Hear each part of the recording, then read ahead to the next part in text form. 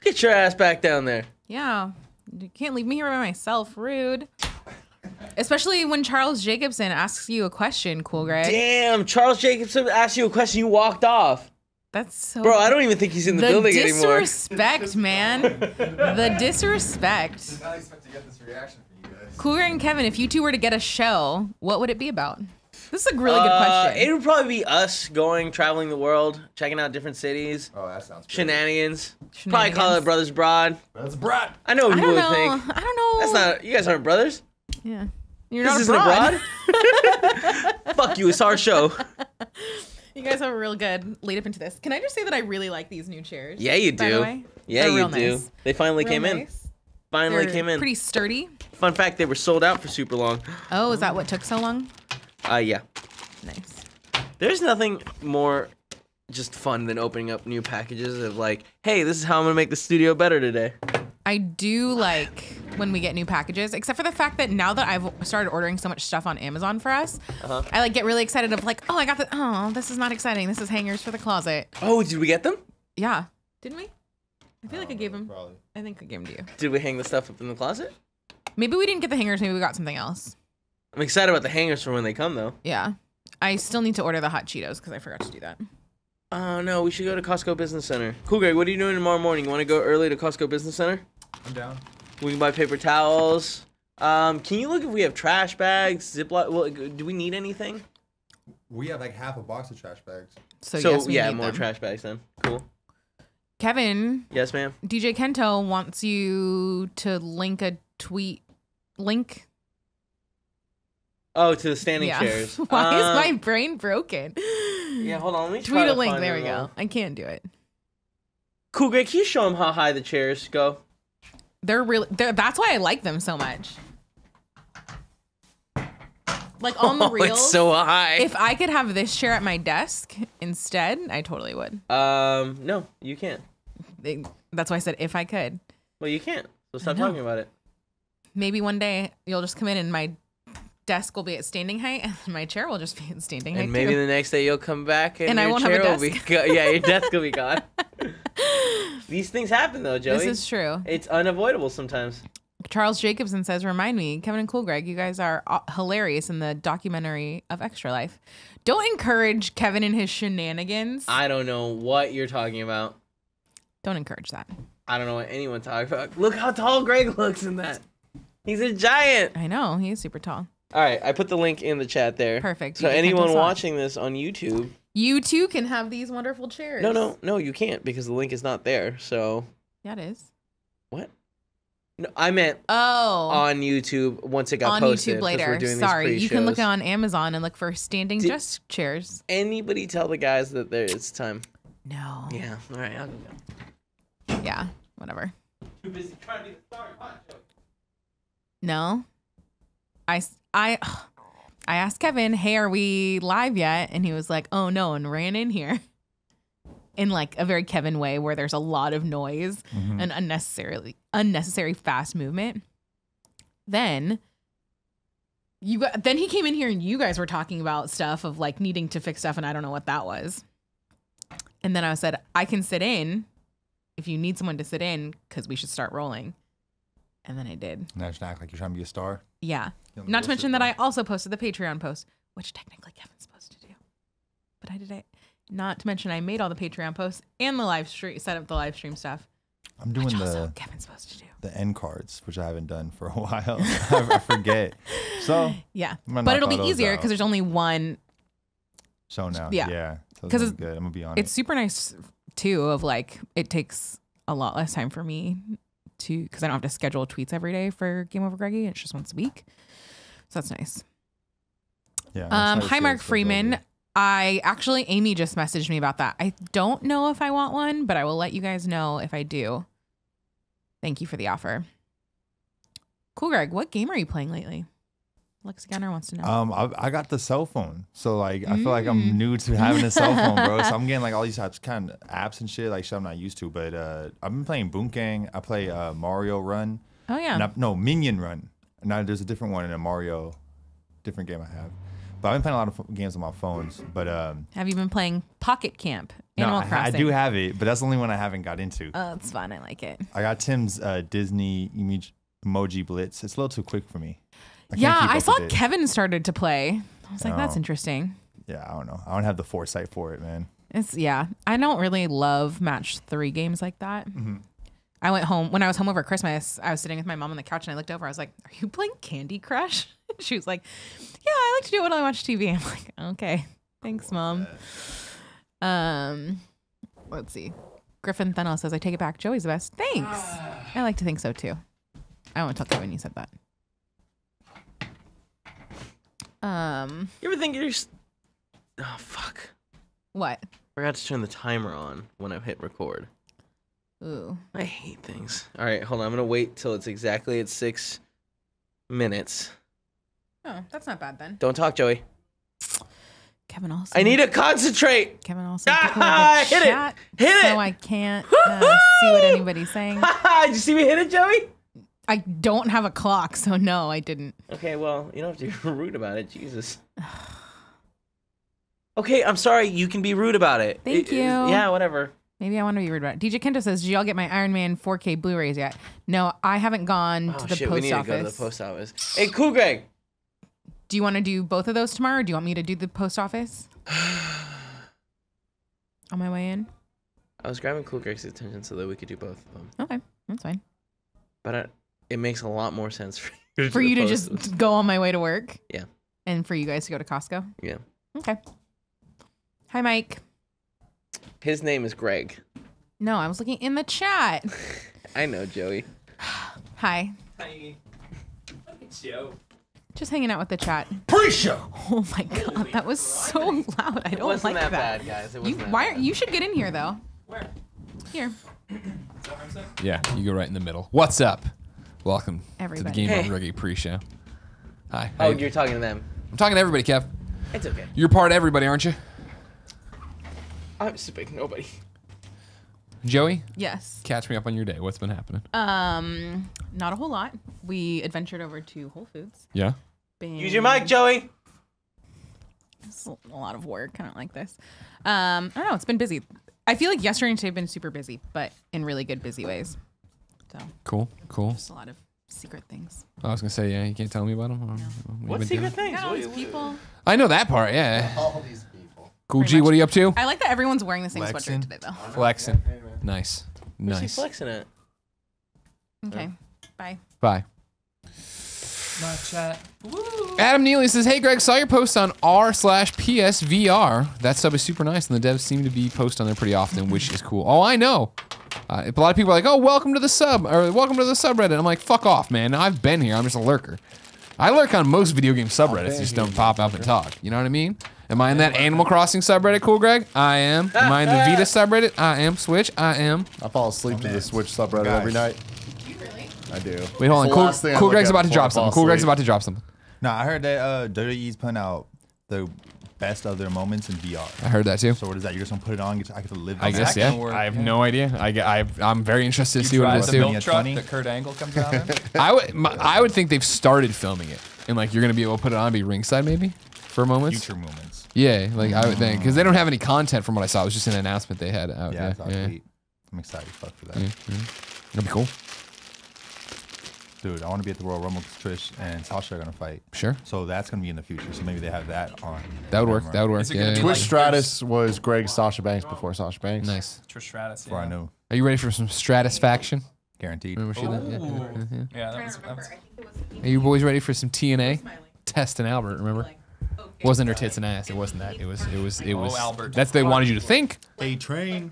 Instead, it was testing Albert. Charles Jacobson says, friendly reminder to Tim, the back color of the available now promo image is too bright. It could be darker blue and less jarring and easier to read. Nah, I like it that way. Is it too bright? Everyone else weigh in. Also, a reminder I to think Tim, it's we should okay. change that over to the hoodie thing, but Andy Cortez is a bum and isn't He at is a work today. bum. I think he already made that image. Like, Oh, his great. sleeve Is is like making it. falling out or something like I that. don't care. He had my sympathy 8 weeks ago when it happened. Oh, it happened way before I know. that. I meant 8 months, Yeah, but I yeah, had to yeah. commit. I already said weeks, so it was out no, the it's gate. okay. Griffin Dental says, hey, Greg and Tim, how comfortable is the new hoodie? Very comfortable. It's very light. It's I'm a not light gonna lie, jacket. I fashion put hoodie. it on the first time and I was like, I hate this. and then I wore it for the rest of the day, and I'm like, maybe I don't hate this. It's just a nice layer. You know what I mean? It It's feels good, yeah, not it's the a good layer. escalation of a full blown hoodie, which I Yeah. feel I overheat in. I overheat, so this is perfect for me. Sure. I mean, I overheat so much. Like, have you ever seen me wear a long sleeve thing and keep it long sleeve? Nah. Well, no, I mean, but it's fashionable to That's the roll new up your keep it sleeves. tight. Keep it long sleeve, y'all. Keep it long sleeve, y'all.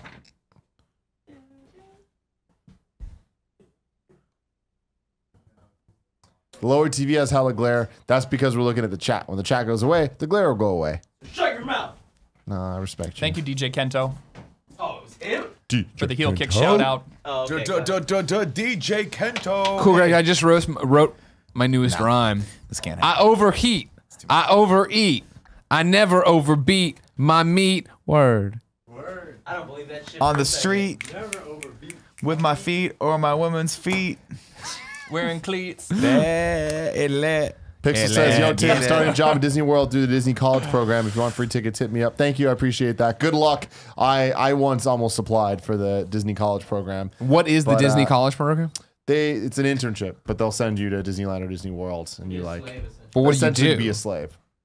Whatever. Or Disney. So Yeah. you're like Gaston or? No. You're like That's like the goal. That's what they like. They tease you with that type of shit. So you're just like stocking shelves and shit? Yeah, and just kind of Clean like up, it's getting you keep- in the workforce and all that stuff. Now, What Tim. does any internship do? When you start at Disney, do you go bonjour and then they go bonjour and then you go bonjour, bonjour, bonjour? No? I don't know. We'll have to Is ask. that a song?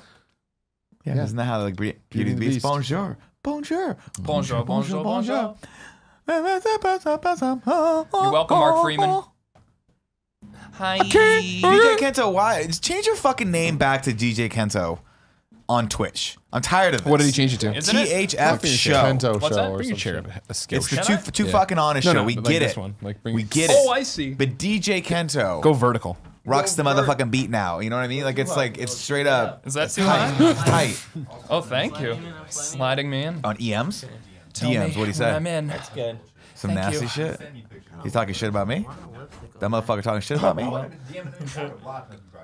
If he brings me up talking shit, you bring me into it, bro. You group DM me. Like, what up, motherfucker? You know we can go live on Instagram together, like separately. I saw that. When I'm at home, we both can go live. I saw ad like. But I what does clicked that on- mean, I clicked though? on someone's name Can and said, you- add this person to yeah. the live Like, stream. they'll see both of them. It's Is it weird. side by side? Yeah, so if you click I don't believe it.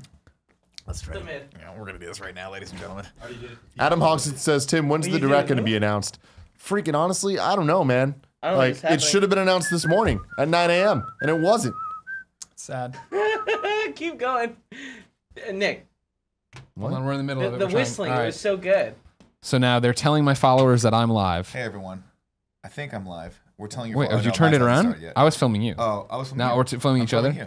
We're doing a test here. Right now we're getting ready to do a live recording of the GameOverGreggy Show. Danny Do I- Mac from oh, you Heel know Kicks what? on it. Do I have to be in yours then? He doesn't You care add though. me? I mean, I'm showing him, but he doesn't care. Doesn't matter. Now I'm it's gonna too try late. this. It's too I'm late. gonna try this, right? Yeah, I don't know. How do Go we? live with? And then I'm How gonna did you do find that? There's a little button right next to it, the chat. This is go live with. Where? I don't see that button. Oh wait, I got a request. How does everybody always don't have have cooler that. Instagram features than me? Greg, Why am I not updated? verified? Nick. Why can't I swipe up to say things? Nick, I think I sent you a do stuff, request. right? Comment? Oh, you I can't. I can can't get comment, you on this. sure. Hold on. I have not, Mr. Yasmin. Do I have to I'm opt just into a gonna beta? hit- I'm gonna hit. I like sex, I'm gonna hit Alexis Pence and see what happens. No, I tried to do this when Cool Greg was streaming the other Yeah? day, and I. Oh, there you go, Kevin. There you go. Add Kevin to it. What did you do? Waiting for Kevin. Kevin. Oh hey, confirm. it's adding me. Let's see what this does. I just want to see how this looks. Oh okay. Oh my God, that's awesome. That is What the fucking fuck? awesome. Why That is can't I weird. do this? Instagram is fucking awesome. Nick, this is really weird. Do I don't have like to this. Do that. Is it because Nick has the premier Instagram blog? It's because I Shut make it the serious fuck for them. up, Joey. Joey, Shut if up. the Premiere Do you upgrade? video Instagram. No, if the Premiere. Instagram. Can I stop? How do I Media stop blog this? series, thank you. Guys, how do I stop this? I close you. I'm gonna hit I'm end. close Bye, you. everybody. And bye. I'm already having Move so kind of much funny, fun. Kevin. Yeah, this is- hey, this look, is there. Look, the we're about to Game go Over live Greggy with the What Patreon. the fuck Too is much fun, I happening? might say. Dan Way and too Mac goddamn is joining us much. Today we're going to talk about a lot of movie stuff. Yeah. So if you're a Patreon supporter and you're not watching right now, and you're watching this instead, first off, kudos to you. You made the right choice, 100%, so right now- here. But I'm going to end this. Go Hold on. over to patreon.com/kindoffunny. Don't end.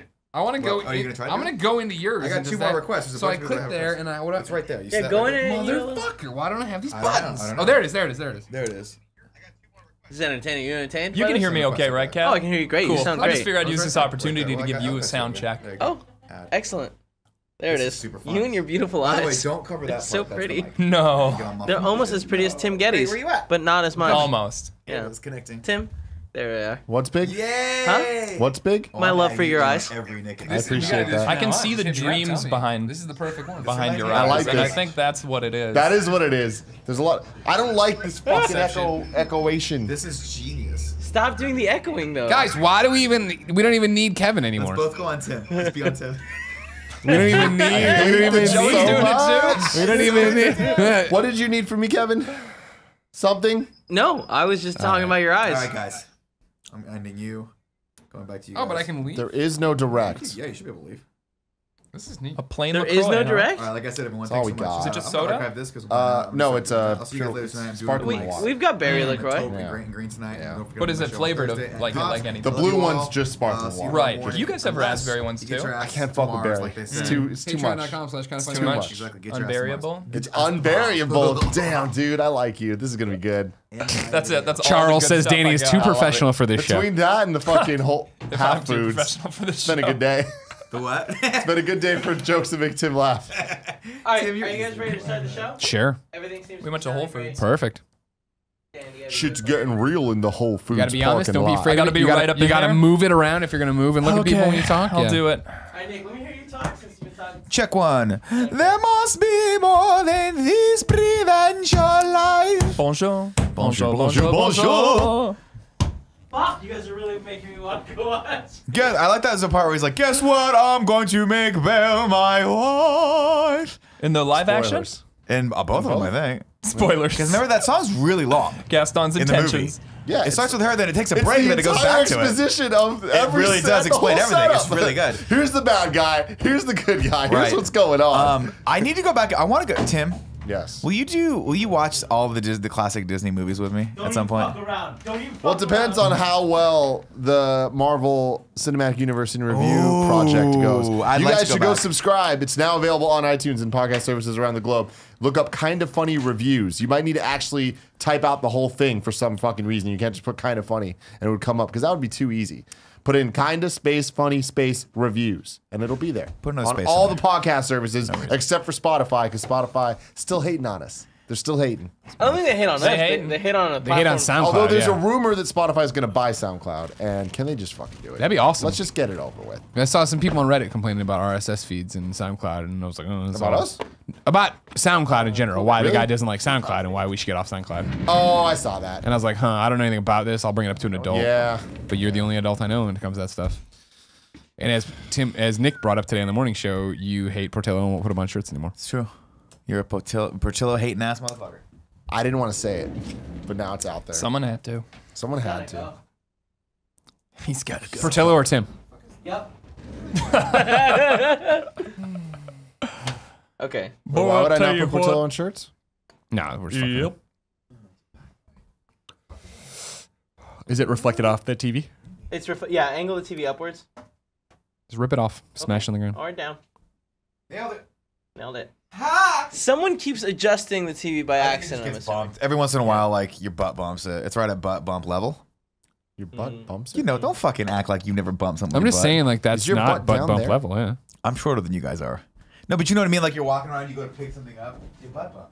Your butt bump. You butt bump. You He's butt nailing bump. it. He is. That's what a butt bump is. What's up, everybody? Welcome to the Game Over Greggy Show. I'm one of your hosts, Greg Miller, alongside Mr. Butt Bump himself, Nick Scarpino. You can tell me you gone your whole life without ever butt bumping something? I'm You just are a saying, liar, go sir. back over here and show me how your butt lines up with the TV. When you're moving shit, A moon landing. That's more of a low. landing, That's yeah. a low cheek bump. That's a low cheek bump. Right? Okay, look. Everyone knows the butt starts at the asshole. The asshole, believe it or not, a lot lower on your body than you think it is. Put your finger on your asshole Basically right now. at the We'll knee. wait. Look how low that is. I mean, I'm sitting, What, so what it's, do you mean? it Low? seems I don't know. I just really made it up. How about these chairs, huh? Over there, the pure one at Tim Let Gettys. Tim host. I watched Black Mirror for the first time. What season? Season 4. I jumped right into Gotcha. this Hang the DJ that everyone's talking Oh, about. and? I get it. I wanted Wait. to be a hitter. Oh, no, so you've never watched Black Mirror, period. No. You jumped right to Hang the DJ. Mm-hmm. Okay. Well, because that doesn't matter, right? They're No. all standalone No, episodes. it's true. Twilight Zone-esque. Yeah. Yeah, I heard about that, and everyone's telling me that the White Christmas is the other one I That's need to the watch. jam. But I was like, this hang the DJ shit's topical. I'm like, I got to get on there, see what's going on. And I went in and I was like, I want to not like this because I don't want to add another show to my having to watch the thing, this. the time. There's You know? so few episodes. But there's so few episodes. I didn't realize that. I thought there was Nick, way more. stop So it. I'm No, like, no. Show cool. started. I'm down with that. And then on top of that, I was watching as the episode was going. No spoilers. But as the episode was going, I was like, this is cool. But then by the time the episode ended, I'm like, no, damn, they did it. They did the thing. I'm happy for them. Yeah. They got me. I'm in. Black It's too, Mirror. it's too negative for me. It's the same reason why I never could get into Twilight Zone because I'm so fucking depressed after each one of those episodes that I want to just like Well, hold on one go into a second. hole Hold on dark. 1 second. Yeah. Joining us for the first time ever on the GameOverGreggy Show, Mr. Heel Kick himself, Danny Mac. Is this your first time? I could have sworn you've been on first this time. show before. He's been through a lot. He bums around been here on all the camera. time. Oh, Yeah. you know why I'm Yeah. thinking about it? Because you were on the Superior show to this, the morning show earlier today. We did some live impromptu improv. It was super fun. That was Ted true. That was Farnsworth. good. I mean, you guys might remember him as Ted Ted Farnsworth, Farnsworth. from the morning Titular show. character from the Kind of Funny morning show. It's me, guys. It's Danny. It's not really Ted Farnsworth. Oh, God. Danny, of course, made a movie called Heel Kick. A lot of you went and saw it around the country because I'm in it and co-produced it or whatever. I'm sure we'll talk about it at some point. It's coming up soon, though. January 19th? January 19th is when it's going to be out on iTunes and some other VOD services as well. Let's just talk about iTunes now. We just want to push them to one spot. We do want to push iTunes really hard. Yeah. Yeah, you can pre-order right now on iTunes if you're watching live. Obviously, this posts for everybody on the 19th, Patreon, whatever. You can go to iTunes right now, though, and get it. We're trying to get pre-order pushed so that it gets on the top 10 or whatever. The Pre-orders are trending. helpful, yeah. That way we get it in front of more people. That's We'll right. talk about that for later. Back to Black Mirror. Sorry, Black Mirror. The problem is you're skewing little young Tim over here. Not a hair on his balls yet when it comes to Black Mirror. I've He's seen watched Tim's one balls. They are episode. furry. And let me tell you, this episode you watched, right, is as happy as Black Mirror ever gets. And it's not even that happy. Because I was about to say, I mean, whatever. I don't even want to go there. I don't want to spoil the surprise of what that episode might or might not be. But yeah, I mean, I was like, this isn't depressing at all. Yeah, you wait. Strap in, Biddy. Yeah, what they are you get- gonna watch? they White get Christmas now when you get home? Yeah. Yeah, that's depressing as fuck. Okay. That's one. Yeah. How's everybody doing? Oh, Nick's already on his phone. No, I'm not on my phone. I just thought of a great topic, not for now, but for later. Give us a preview. What's it gonna be?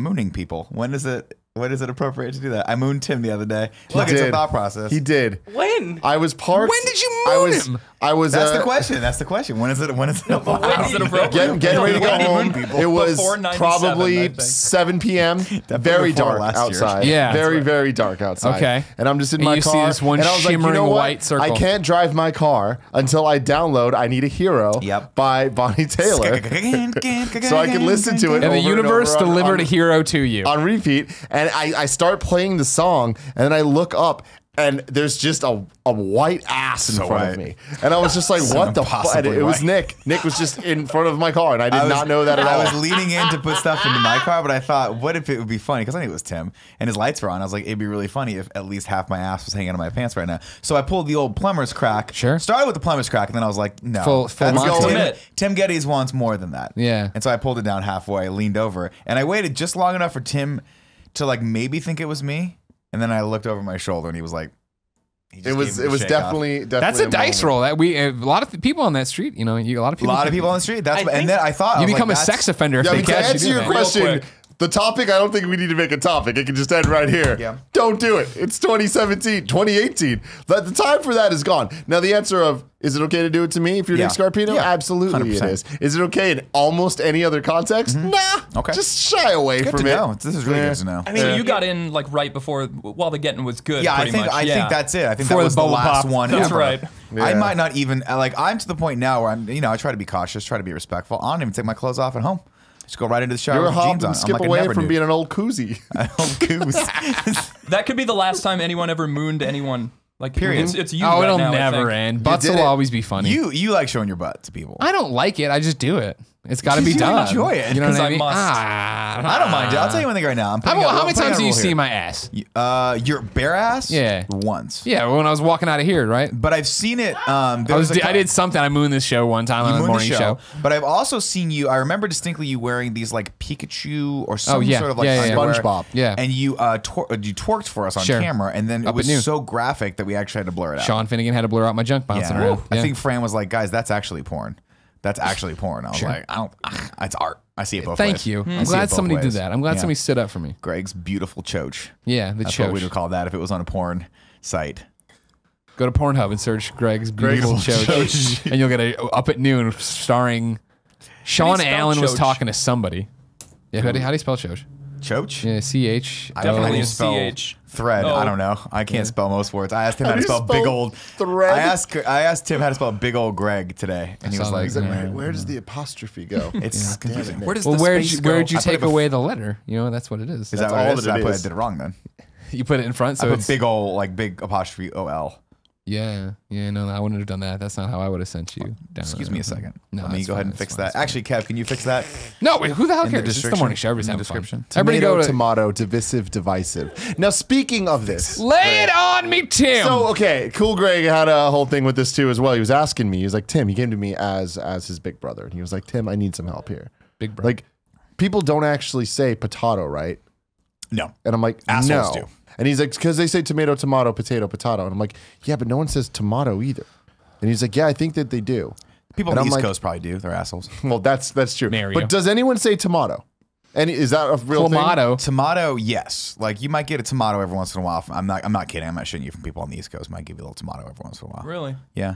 Potato though. If Potato you ain't say a potato in thing. my presence, Now- if I have something hot in my hand, it's going in your eyes. Now, to take this a step further, divisive, divisive. Divisive is just a cooler way of saying divisive. I'll say divisive from now on.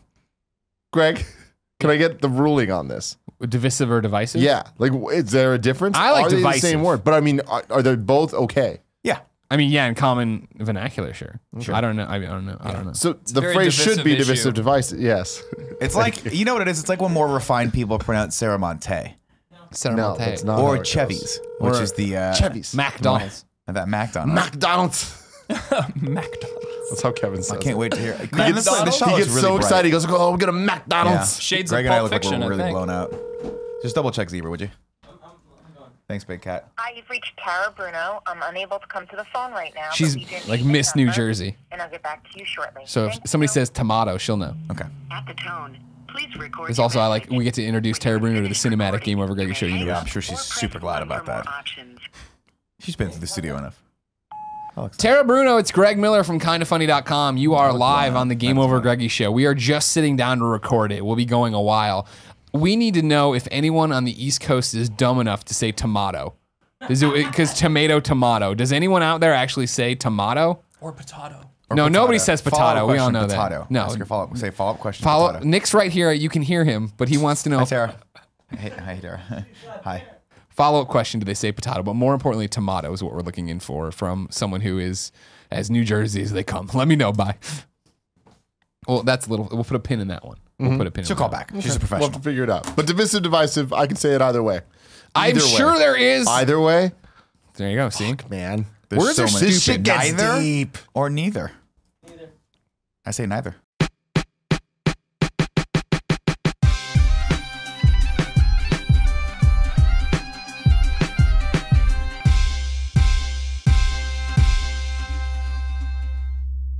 if you didn't know, ladies and gentlemen, this is the Game Over Greggy Show. Each and every week, 4, sometimes 5 best friends gather on this table, each bringing a random topic of discussion for your amusement. If you like that, head over to patreon.com/kindafunny, where you can get each and every episode early. How early, Kev? It's live now. It's live right now. If you give us a buck, you can watch us record it live any day we record it. If you don't want to give a buck and be live, no big deal. You can head over to patreon.com/kindafunny. Get it as an MP3 or a video each and every Friday. If you have no bucks to toss our way, no big deal. Head over to youtube.com/kindafunny, where the following Friday we post this one big video and MP3. Nick, Yes. not my topic, but I need to know what's going on right around here in my forehead. I've been taking a lot of selfies lately because on Instagram, the beard cleans up. But then I've noticed I got like a pink thing around here. What is up You with got a that? pink thing? Is it might- there? You probably Do you just see it? scratched yourself. But what, I don't know, why would that be there like You got that? a little bit of a unibrow thing going on. Well, do I have to We pluck can it too? those Okay, sure. okay. But other than that, I think You don't just see the scratched pink thing I'm yourself. talking about? I see the pink thing. It's a little bit of rashy, but you must have scratched yourself a little bit, I probably. don't buy that. The old ration scratch. The old I get- rash I and got scratch. scratched all over my That is face one- all the that's time. one Classic happens, case yeah. of ration. The Scratch, old scratch, ration. scratch, I've been having an scratch. issue, guys. What's a your hair issue? issue. What's yours? Maybe 3 haircuts ago, I got a haircut that kind of messed up the way that my hair goes. Yeah. And I thought- haven't been liking it. I thought your last haircut looked good. It looked good, but then it's 'Cause now like it's as what- it goes, it it looks starts like it's pushing spiking it out to a the bit. left. Now I'm gonna be real with you guys. Didn't shower this morning, so this is the same hair from yesterday. Yeah. So we're dealing with a different situation going on right now. But normally, I'm like, I don't know about this. I think at some point I might need to just do a fucking reset. No. Shave it again? No, Shave just it all grow it off. out. Go back to Eminem style? Yeah. Wow. I'm gonna grow it out again. I need it. I need new hair. I feel like my hair's not good. First off, I'm vehemently against the Gettys brothers having shaved heads in this household. You guys have great hair. It's a fucking travesty when you waste it by shaving it off. Just throwing that out there. But I'd only be doing it to get it back stronger and better than. Why don't you just grow it out and let? First off, you gotta let it. You grow it out. You let it go boy band like you do sometimes. When you walk in and it's like Giant the poof. pompadour Yeah. and like it makes your eyes look like they just drew them a little bit bigger in a Disney film. Yeah. So people would sympathize with you. I need No, I sympathy. think just grow it out and just go to a different barber and have them actually cut it. They can Different sculpt it barber. back. Yeah. You got really good hair, Danny. Danny's Yeah, got you great do. hair. I like it. He's too good looking too. You guys are good looking, and it's No, so nice to don't- be here with don't- all of don't Oh, pat- I guess don't I can't. patronize. He doesn't like to be I forgot. touched. He told me Also, never to touch him. If you're gonna I touch his completely face, forgot. you have to tell him ahead of time because he's like a bear. If you get too close to it, he goes and then he freaks out and kills. No, someone. is what it is like I- a bear I- in March. We decided. I talk over here to you guys, and then when I turn around, Nick's got his fingers out. I just go in my mouth. It's disgusting. It's weird. I like it. Now, Danny, Downside. you're wearing pants I am wearing pants. that are can only be period. described as magical. Go on. Can you explain them to the Stand people? up. Well, we decided earlier that these. I sort of said that these were kind of the Velcro of pants because okay. Oh, They got drawstrings. and it looks like there's also some level of elasticity to them. But am I crazy? They just drawstring. is some elasticity. Yes. Now they have holes in them. Did you buy them with the holes, or is that like just? I did. Is that the style? Pre-hold. Okay. I did buy them with the holes. Okay. This is one of your actor things, huh? This is like, look at the holes are First in. thing they teach you in acting school. More holes the Get some better. holy pants. They got if they don't see the knees, it doesn't sell the goods. When you Oh, go in that's for what it is. auditions. Sure, that's the casting. He's couch. got good The knees. one New thing that I casting know that a couch. lot of producers He's want to got see good is how knees. good your knees are. Sure. You know, Yeah. I'm not going to take that joke any farther. We're Okay. just going to segue out of that. All right, fine. Well, we'll segue into the topic then. The first Cool. topic of this show here, of course, is all about Danny. Kind of, not really. Danny. Danny, you've made a movie called Heel Kick. I did. Elevator pitch for the kids at home. Heel Kick is about two backyard wrestlers that decide to go pro, but they suck. They are completely unqualified, unprofessional, unintelligent, and unathletic. How long ago did you start making this film? 4 years ago, roughly. Jesus God. Yeah. And now we're finally at the part where you're actually going to release it to people. Yeah, I know it's going to be out very soon. I'm very excited. So this month is the first time, like publicly, people will be able to see it outside of screenings. Yeah, that that's you- right. that We you've did established. screenings in 5 cities in North America. This will be wide release. So I saw it up in Vancouver, and then you've done San Francisco for Kind of Funny Live, right? Where else have you done this? Edmonton, where I was born, Okay. Toronto, and Austin, Texas. Wow. Yeah. Okay, That was during RTX last year. Yeah. right? that's right. Thanks for coming, Nick. I mean, I graced him with my presence once. Do you see what I'm saying? I do. He let me touch his face. I didn't have did. to give him warning. I did. I had I'm just saying, you can touch it. Just don't be coming out of these blind corners with it. I don't want to. No. All right, fine. Don't. I'm glad you don't want to. So 4 years. So now you're to the point where we were talking earlier, and you were walking me through some of the ins and outs of like how you even getting it on iTunes. Which I mean, not surprising. It's a little bit of a chore to get anything on iTunes. I've watched Tim try to get podcasts on iTunes before, and it's the only time I've ever actually seen Tim get angry. At It's not something. easy. like It's not easy. So where are you at right now? Like, let's talk about distribution. So you're clearly you're at a place where you want to put it out to the public. Yeah. iTunes is your main point of distribution.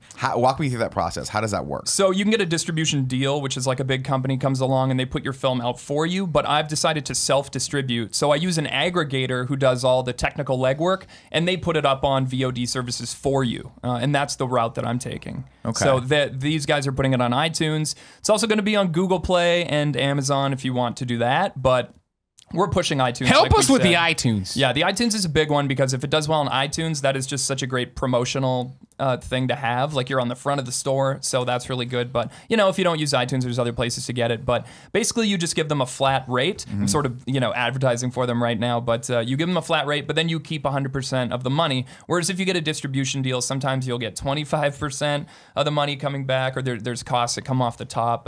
It's quite a learning curve. I've been figuring it out these What last is couple of years. the aggregator? They're called Distribber, and what they do is, they get your film out there for you, but that's kind of it. They don't decide how it's going to be marketed. That's all up to you. So they just sort of do. They're the They middleman. get it They the do places. exactly. Yeah. Imagine if you didn't have to. Yeah, put they the do all the things yeah. that I don't want to do. Yeah, I you appreciate are the that. aggregator. I hate it. Yeah. I hate Although, it so to be much. honest, though, I think you secretly kind of do No, like doing not all this that stuff. This I feel is like I stuff I see you don't- do it. And I you're like like, the I hate this, marketing but you do it stuff. for hours. That's true. Yeah. That's true. Yeah, the marketing's fun because that's creative. So Yeah. what's the advantage of going there more of a traditional route of saying like, hey, I'm basically just going to give this film to a distributor and hope to God that they give me some sort of money Yeah, in well, a return distributor would have to and- pick up your film. You would have to Right. impress them or have. I don't know. It's the most appealing thing to me is that I get to decide all by myself how good the movie does. So I'm releasing it myself with no other help, and then I could do this again in the future. And so, I'm sort of morbidly curious how I can self-distribute a film to what degree of success it's going to hit. And I don't know. I just can't wait to find out how it does. Now, is the goal, like, what's the goal and end goal for this film? Is it, hey, I want to make a ton of money back so I can pay my investors so I can do it again? Is this more of a calling card thing for you? Are you like, let's just see what happens, fuck it, sky's the limit? It's sort of a mix of all those things. Definitely you want to pay your investors back if you're an independent filmmaker, because if you can do that, then you can go to them and say, hey, I'm going to make another movie and I want to have some of your money again. Remember how I made you money last time? And they'll say, yes. And they'll throw all the money at you again, hopefully. But I wanted to make a splash in regards to being, I don't know, I just want people to know it as the wrestling movie. I think that would be good, if not the funniest wrestling movie, or a funny wrestling movie. I always said, worst case scenario, this could be the second funniest wrestling movie of all time, because there's really no... Ready to Rumble. Yeah, exactly. Worst case scenario, I'm right beneath Ready to Rumble. I think I watched, that's the David Arquette movie. Yeah. Right? I think I watched that one time, and it was not a very memorable movie. But I'm also not crazy into wrestling, so maybe if you were into wrestling, you're like, this is it, this is all we got. If you were into wrestling, it was all you had. And you watched it over and over again. No. Wrestling fans, You watched it once and you were in theaters and you're like, that was awful. Or that. And then they gave him the title and totally ruined let a promotional stunt, they let David Arquette win the WCW World title. Are you kidding me? Does he still have it? No. He might still have like... Did he actually have to give it up? Did he actually come back to wrestle and give it up? Oh, yeah, of course. Okay. Yeah, he lost the What do you think? Arquette, good world champion or the best world champion? I thought maybe they just let him gracefully vacate the title and walk away. So my question then for you, Danny, because again, I don't want this all to be about you. It's not about you. I want it to be about me and Nick. Nick and I last year started noodling around on a movie idea we want to do. I've heard whispers of this. We started going out to lunch. I said, Greg, I love writing. Obviously, you and I have talked about this. We bonded over it when we were in Vancouver. Got you that book. And I love writing. You got me the book, which, by the way, was great. Thank you very much. It's still sitting out there on my desk. I read it, too. Oh, nice. Everything. It's a great book. For the people at home. It's how to make... Writing movies for fun and profit, but fun they scratch out the fun. Yeah. It's just for profit. And it's actually, it's a very, well, first off, it's a very fun read, because it's written by the team that did Reno 911, and you've seen that one guy in everything. Yeah, it's Lieutenant Dangle from Reno 911 Yes. with the plum smuggler short shorts. Yeah. If my touchdown for him was Balls of Fury. He played the German ping pong player who was like, oh, right, yes, okay. Oh, that's right, yeah. He's fucking hilarious, and it's great because from his perspective, I didn't realize this, but they make most of their money as writers, and more often than not rewriting other people's stuff, or just as working writers. So it's really like a no bullshit, like, let's stop fucking around and tell you you're going to follow your dreams. This is more about how to make actual money. And they equate everything to yachts in certain portions of it. So he's like, if you sell it for this, you get this. If you sell it for this, you get a yacht. Like that kind of shit where he's like talking about that yacht money. But that's what I liked about it was he was basically like, look, you're going to come in, you're going to write something. If you're selling it, you're going to get fired. It's just a countdown until you get fired. So just do the best you can. Every writer gets fired. Yeah, it's a rite of passage. It's really cool. And that actually inspired me. I always have, I'm sure you're the same way, where you have like a list of like 15 ideas that you in various different stages of fleshed out or development, quote unquote, as they say in LA. Yeah. So one of the ideas that Greg and I were kicking around a long time ago, of course, comes from Greg's youth. We're not quite ready to pitch it just yet, but I was like, hey, Greg, if you want, let's just sit down for an hour a week, go out to lunch on a Friday and sit and write. And it was a really, really fun experience for like the 6 weeks we did it. And then life took over and we stopped. But it's just as you expect, the job got busier and busier, and there was more travel, and then it was review season, and then it was everything else. Takes a lot of time to and it's one of those things that obviously like that's not our job. Our job is not to make movies here. Our job is to do podcasts, be internet personalities, and just overall do shenanigans. Check that box off today. We're making one right now, Tim. But over the break, I dug it out because I was sitting there, I cleaned out my office, and I'd clean out some other all these old screenplays that I had and a lot of porn, and I was just like, wow, these are my two favorite things. For the record, also not a joke. He had a whole bunch of hard drives. Oh no, I had a bunch of hard drives from like I had my hard drive from my very first computer, and I bought a long time ago. I bought one. I'm off on a tangent now, but boy, it's worth it. Hey man, that's what the show's just one big show now. We can do whatever we want. I bought one of those like eSATA, like you just like it has like 5 plugs on it. You just plug the drive in. Yeah, no, it's not even a toaster. It's like it was just this little thing that's powered, and you plug the drive into it, and it just sits naked outside of it. Yeah, it's called toasters. Yeah, okay, it super overheats, by the way, so you got to be careful with that. Like, there's no fan on the drive; it overheats. I figured that out. But yeah, I kept going through. I was like, I remember having a lot of porn on this, and I found the file. Because remember how you'd hide it? It was labeled sports stuff. This was labeled special. No one will look there. For whatever reason, I thought that was a great idea. And then let's just put it this way. I'll cut to the chase here. After about 2 hours of going through all this, I was shocked at how much porn I was able to amass. You called me. We're talking about. I did. You called me, and you were like, "I'm cleaning all of my hard drives out, and on every hard drive, there's porn. Every single one." It was the equivalent to like the Furbies in or Tribbles, the Trouble of Tribbles in Star Trek, where I just kept opening files and they'd pour out. I thought you were talking about Furbies, like where people just buy hell of them. Where you collected Furby babies. But it was that, and this is the sad thing about it was that I was going through all this porn. Obviously, it was very nostalgic because I was going through a bunch of all this stuff, like old things that I'd written, like all that stuff. It was very nostalgic, but I had a point where I was like, I should keep this porn. I should keep this for posterity. I mean, there's something because you such can't an find era, this man. anymore. Like, yeah, there's like a certain time period where it's like where you had to download it, and it wasn't just streaming. That was it. But that's what I was shocked about. I was like, oh my God, now I know why I got horrible grades in college. There were hundreds of gigabytes of porn. Tim, are these like 1997 dial-up hundreds speeds. of gigabytes? Hundreds of gigabytes and of we're porn. not talking HD, so these files are not that big. There was so many of them, but that's because back in the day, it was you'd have to download like 6-part episodes of Bang Bus. of course. So like I would be like, I got in how it ends. She got on the bus, but I don't know. Is she going to get to her location? It was so sad. But one of the things that I mean, of course I came to the conclusion. I was like, I don't need this. There's plenty of porn on the internet if I want to indulge in porn. Like, don't. And I guarantee I could find 90% of the stuff. If I want to indulge. Should I feel so inclined every night when my wife goes to bed? But one of the things that I actually was like, you know what, I am going to spend a couple seconds looking at this was I distinctly remember having downloaded the original Kim Kardashian sex tape. And you can't find that online anymore. The Ray J one? Find that online. You can't. You can find a 2-minute cut of it, or you have to order the movie. You can't find a free Weren't we streaming just version. saying you can't Trust me, I find this looked. online? And it's Oh, by man, the way, I feel like you're not looking in the right the place. version they put up was bullshit. Back in the day, it was like bullshit. a 20-minute long video that had some nasty I shit remember, happen. man. So I tried to look for that, and then It was I Ray just J. It was Ray J. Ray Ray J. So I tried to look for that, and then I was like, and by the way, my wife's buzzing back and forth like, you're disgusting, you're disgusting. And eventually I was like, I can't. I just wiped the hard drives, drilled a hole in them, and took them. I was like, I don't need this shit anymore. I don't need it. Well, Kev convinced me to drill a hole in them. I didn't.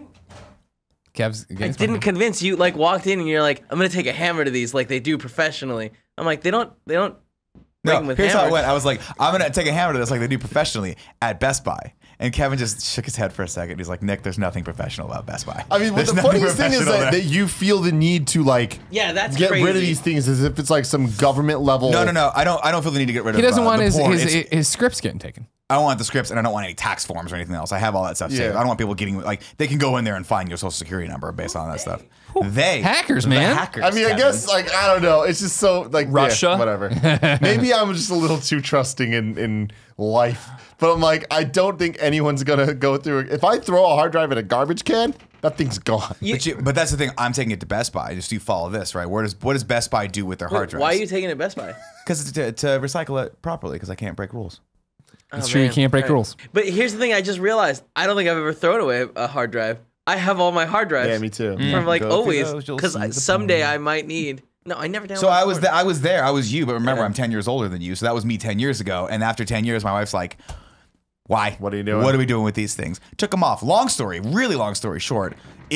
I was like, oh man, I cleaned up my office. I sat down, I made this great creative space, and I popped open the outline that we had, and I spent 5-6 nights going through it, rewriting it. So I had a first act problem. I didn't really like how the character was getting into the action. I didn't like where it was pushing him toward the first act. I solved that. Now I'm working on this like the second half of the second act. Really excited about it. Want to get back to our weekly meeting with it. Yeah. The question will eventually become what next? Like, how do we get that off the ground? And you've already done this. So, like, you would mention that you had some tips for people who are doing this. Do we go? My first inclination, top of my head, get all the dentists I know in a room together, try to get money out of them. That's actually a good idea. Yeah, call your family doctor. These are like actual avenues that you should take to try to raise money. That's not a bad idea at all. Yeah, try to get some money together. Don't write Star Wars. Don't write Star Trek. Don't write a sci-fi script that's going to cost. Our whole movie was Star Wars. Kevin could versus probably Star pop some Trek. lightsabers in post, right? The movie is tentatively titled Star Wars: The Next Jedi. Oh, I see. So, okay. You might need a couple bucks. I don't know. Try and write something not cheap, but Sure. Focus on story, and then you can focus on characters, and then you won't necessarily need big action pieces or set pieces or special effects. I don't know. Make any kind of movie that you want, but just keep in mind when you're writing it, you are going to have to make the money come from somewhere to do all those things that you're writing. So Historically, I'm not great at hitting budgets. I just want everyone to know that. Tim's worked with me on enough projects where he. We're going to talk about that in a topic coming up. We'll talk about that coming up. Is it a comedy? Yes. That's good. A joke is free. So there you go. So when you wrote Heel Kick, had you written other features? Were you writing this one like I am making this movie, or was yours writing? Yeah, I something? wrote it knowing that I would make it, and I wrote it for certain actors in mind. I wrote Reggie for myself, and I knew that I would have to go through this stuff and train as a professional wrestler and make all this stuff happen. So I was writing it knowing that I was going to have to raise the money for it, and I was going to have to do all this stuff as well. So Okay. yeah, it's it can stump you sometimes because you want something big to happen, but you're like, well, where am I gonna get the money for that? Well, So that's you gotta get creative. That's one of the things that's pushed me not off completely, but pushed me away from the idea of independent filmmaking. Is that what we do here is really, really fun, and I know how all consuming that has to be for you. Like you said, you started this project 4 years ago. Yeah. That's a lot of time. And as a man in my advanced age, I don't know that I have that much time left. Age. I'm a 37-year-old man. You don't 4 know me, years. you got 4 years? Do you? I guess It's not even a matter of how long it takes. It's how long can you not go insane working on the same project? Right, how long can and you are have you the going to be passion for it okay and with keep it? that going? Yeah, exactly. Like, will you be like if someone told you right now this movie idea of yours, it could come to fruition, and you could be sitting in a theater sharing it with everyone, but it's going to be 5 years from now, and it's going to be like 10 hours of work, probably 5 days a week for those 5 years. Would you still want to do it? That's the question. And that's the question I ask myself a lot, especially since for the longest time I had a lot of my identity tied up, like my self-worth tied up in like, I will make a film at some point. Right. This last couple years have been sort of like, I've shed that a little bit. And that I don't think that we'll ever not make a film. I really do feel like we're going to do that. But I found so many other great creative outlets that I can now fill the time with, like comedy for one. That siren's happening here, by the way, not in your car. Yeah, sorry. If it is happening in your car, you should stop, turn over, and give me your license. Fuck that, floor it. You can outrun them. The border's not that far, Stephen. Go! Go, Steven, if you're listening. Good luck. They Tweet know at us the from- gun's under the seat, Stephen. Just drive. Stop smoking hashish. Eat what's in the bags. The mushrooms won't kick in till you're free. There it is. Oh God, I lost my train of thought there on that one. Anyway, yeah. So comedy, but that's the question. So that when I sat down over the break, I'm like, oh, this is just fun. Because at the end of the day, like what I've always loved to do is writing. I love writing. Even when we're going to talk about the animated show later. It's going to be one of our topics, and I love the writing portion of it. That was actually my second favorite portion. My first favorite portion was once the writing was done, bringing it, sitting around the table, and hearing the guys say it, and hearing them laugh at certain lines even before So they got fun. to change it. That is a blast. Yeah. Then starts the tedious process, which is recording the lines, or in your case, actually like getting into production, getting the financing together, shooting the stuff. And then at that point, it just kind of becomes a job again. And you're like, But that job is so fun. And if it's something you're is. passionate about and you've been saying, like, I want to make a movie for a while, if you have that inside of you, then all that stuff is going to be fun. And every step of the way, it's been fun for Heel Kick, even the stuff that I didn't want to do. I didn't. There's certain producerial tasks that I didn't think that I would enjoy, but ultimately I did, and that stuff's really fun. And the more that you kind of commit to it and it becomes your baby, you'll sort of do anything for it. It's I don't know. I don't have children, but I imagine it's a lot terrible. It's a lot like that. I guarantee your movie's better. Besides Than a kid. editing and all that stuff, like how many times have you seen this movie? Oh, that's a good question. I've probably seen. Well, okay. Aside from editing, I've seen it front to back probably 25 to 35 times. And now when you watch it, I imagine you're in a theater with a bunch of people, Yeah. and you're kind of just waiting for those moments, right? For the moments of kind of seeing people's reaction, seeing when there's going to be a pop Yeah. and all that stuff. Besides those moments, does it get old?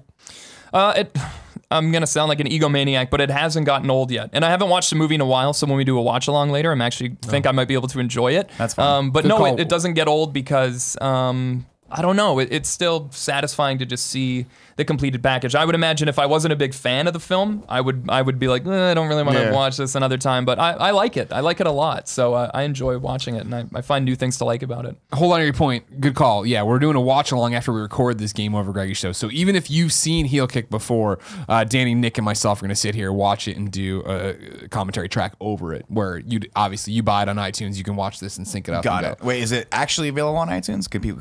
Or or do people have to? Is it only pre-order? At this moment, But by the time the watch along's live, it'll be live for people. Oh, I see. Okay, so for the people that are watching right now, are just SOL. Right. Yeah. Oh, yeah. No, this is something they we'll put on YouTube. I assume like the Monday after this publishes. Copy that. So if this is going to publish the 19th, I would say we put it up the watch along the Monday afterwards. I digress. Tim, what was your question? As somebody that really likes the editing process of production and kind of making that final thing, whether it's a YouTube video or Kind of Funny Live, or if I were to do a movie, the idea of watching a product that I did in a room with people, every time you see it, you're like, oh fuck, like if I had more time, I'd do this. I'd change this. I would George Lucas it, right? And just keep fucking editing and editing. Yeah. When you watch it, have you tinkered with it since the screenings have started, or is it kind of just like it is what it is? No, I haven't tinkered with it, but I am finding those like little micro moments where I would change a little thing or two, and I think that's going to be natural. But at one point, you must stop editing. You have to get it out there, and you can tinker with something forever, but it's gonna bring you to the grave if you do that, and your project will never be out there. And I believe things have a timeline of how long they're going to be special for, and I just didn't. You can't wait any longer. But that's not to say that I think there's things wrong with it that I wanted to edit or fix before I put it out there. It's pretty much like 100% what I thought it would be. You're officially putting it out there now. Yeah. Have you made any changes since the screenings have started? No, I don't believe so. Wow. Yeah. I don't think I could do that. Yeah. Oh no, Still Tim would be noting it? tweaking right now. He'd be like, guys, I can't be on this podcast right now. I gotta tweak this shit. Well, especially if I got live reaction from people and like So seeing where satisfying. things needed a little more oomph or whatever, man. Right. I also didn't have many more options for editing. We lost a couple scenes, and it's expensive to go back into the editing room and get people get their time available to do those things. So yeah, it's not like I would have even been able to. So we made it count the time that we were editing, and we spent over a year on editing, and that's for a variety of reasons, including that we still have regular jobs that we have to juggle as well. Yeah, that sucks. And I've got other acting gigs that come up, and there's just things that take over, in your third year of production on a movie. You gotta, life has to creep in and take over so you can pay the bills at some point. But yeah. For video nerd shit, what did you shoot on? What did you edit on? So I'm the worst for the technical aspects, but we shot on a red Scarlet, and we shot it in 4K, and we edited on Premiere Pro. In 4K? Yeah. And you don't need to shoot something in 4K. There's some advice because it's just going to make your editing that much more. It's a pain in the ass. Yeah, like there are 1080p is great. You probably got a little bit better of an image out of the 4K footage than you would have. Oh, it looks stunning. It looks really good. Yeah. Well, no, because a lot of people are like, oh, you don't have to do that. You can get a very similar image if you master it, if you go to 2K. But 4K, you get some of the higher bit rates and stuff like that. You get My thing is, as of right now, with where computers are at, shooting 4K. They're like, if you're making not just a podcast, if you're making a movie, if you're making something you're gonna put out there, the issue becomes you're gonna be behind. It's good to future proof. It's definitely of course. Modern computers now can handle 4K. The issue that you have to take into account though is that you generate a lot of footage when you shoot a movie. The hard drive space is practically given away. But you have to. He's just smashing them with hammers. That's how much hard drive space. but that's what a lot of people talk about. Data wrangling gets a little bit rough, and then also you've got like terabytes and terabytes and terabytes of information. You have to be able to have access to all that at the same time. So you have to have a RAID or something like that that'll store it. Which is not shooting in 4K. possible. It's good. Yeah, just be prepared to have many terabytes. It's be prepared for it, but it affects your post. Definitely, it affects your post. Yeah. Yeah, I think about that a lot. Like I'll nerd out every once in a while. I'm like, what would I shoot this movie on, and what would I post it to, and what would my lot be, and who would the cinematographer? You're using the IGN commenter voice for this? Yeah. All right, cool, whatever. I got Very that Triumph. my voice. Yeah, it's my Triumph. It's the same as the IGN commenter voice. We used to read comments in that voice back in the day. Dear when I read IGN. comments. Dear IGN, that Greg Miller is a big poof. I hate him. He's it's a big poof. It's been said before. It'll be saying, These are actual comments from the comments section. I remember that one. So then you talk about real life, you talk about other jobs, you do it in like this, but this is still like your child. Like, what is it like right now? Like, we're recording this, a week and a half before it'll actually go out to the public? Yeah, that's right. It's exciting, but it's also kind of a limbo stage. I just want to know how the film is going to do, obviously, and I want to hear feedback from other people. I talk a lot to the people who saw the screenings in those 5 cities that we did, but I'm really interested to hear just complete you're gonna outsiders. get unbiased opinions on your work for sure. That's What part does of the success process. look like? If 1,000 people pay for this, is that a success? Like, because that's something I often wonder. Like, we have the luxury that we have built an awesome community that we can have this conversation and people watch it, and we can rely on people week to week watching our podcast. But to put one thing out there that you worked so long on, like, you can't just have a couple people, a couple thousand even, like, watch it. Like, I feel like there's so much going in there that you kind of, I mean, you're doing the right thing now, being on the show and like getting in front of different audiences, but like, you need, I feel like the lowest you can do to be successful is still extremely high.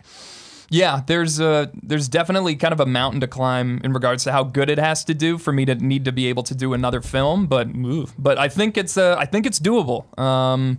That's another thing. If you're gonna make a film, you have to remember however much money it costs, how much do you realistically think you can get back? So you have to think about your audience and how much money you think you can recoup, and that's, you know, maybe that's something to keep in mind when you're writing, to go back to that. But do you think you'll recoup your costs? Yes, I think I'll recoup my costs. Okay. It's one of those things where I look at, I've read a lot of books on indie filmmaking. I made a lot of small projects myself. And when I went and saw Heel Kick, I was like, this guy gets it. Before we even got a chance to talk, I was like, you understood that you needed to make this movie. Like, this was the movie that was, like, if I were to like be like, I'm working with a lower budget, that is exactly the kind of movie you should make. And that's why I'm trying to push so many people to go watch it. I'm like, if you want to make films, this is a great example of what you do with those resources. And you said, and you were joking around, but you're like, don't put special effects and stuff. I can't tell you how many times I've had people come up and pitch me on ideas of movies they'd love to make. And I'm like, that's great. But what you're saying is, you really want someone to discover you, and that person is Kevin Feige, and he's gonna let you make the next Thor movie. Yeah, like, you're not making an indie movie for like $10,000 or $15,000, or I'll have people be like, yeah, my budget's $10,000, and then they pitch in their project. I'm like, that is a $10 million budget movie. Like, you can't do that. Like, even without getting top level talent in it, you still have to have a lot of resources that go into that. It's true, and like, hey, some people are really good at doing special effects on the cheap. If you have a friend who can do that, like, that's a great resource for you. But don't bank on. That's the problem, though. You can only pull favors for so long. Exactly. You need somebody that you can rely on, which means there needs to be money. Like, there needs to be some type of payment where it's just like, hey, like, I value your work, and here's where it's valued. Maybe that money isn't what someone is worth, quote unquote, because we all do things. Let me ask you this, Tim. Like, there are still people that put out really incredibly creative work on YouTube. Do you think the time of like, hey, I made this cool little YouTube short that's like heavily effects driven, and now I'm gonna get work out of that, do you think that time's gone, or do you think that time's still very much around? No, I think that time is, I mean, that is now, that's just what happens. But I saw one of the guys that I saw, the guy from Film Riot, put out a short, and I follow him on Twitter, and I clicked on it. I like to skim through things, and I ended up watching the whole thing.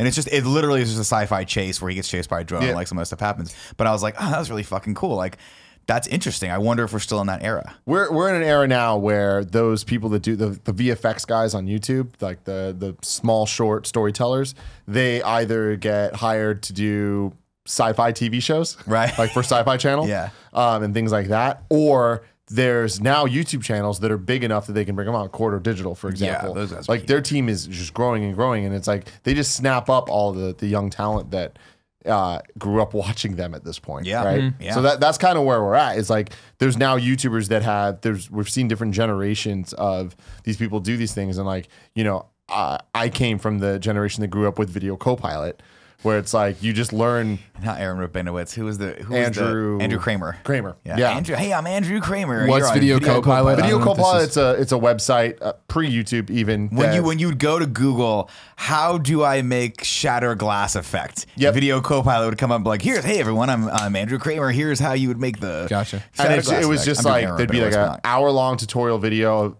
showing like it's how I learned After Effects, or whatever. basically. It's how everyone from a certain era learned video editing or composition and all that stuff. And even if you didn't know it, it opened your mind to what was possible in these things. Yeah.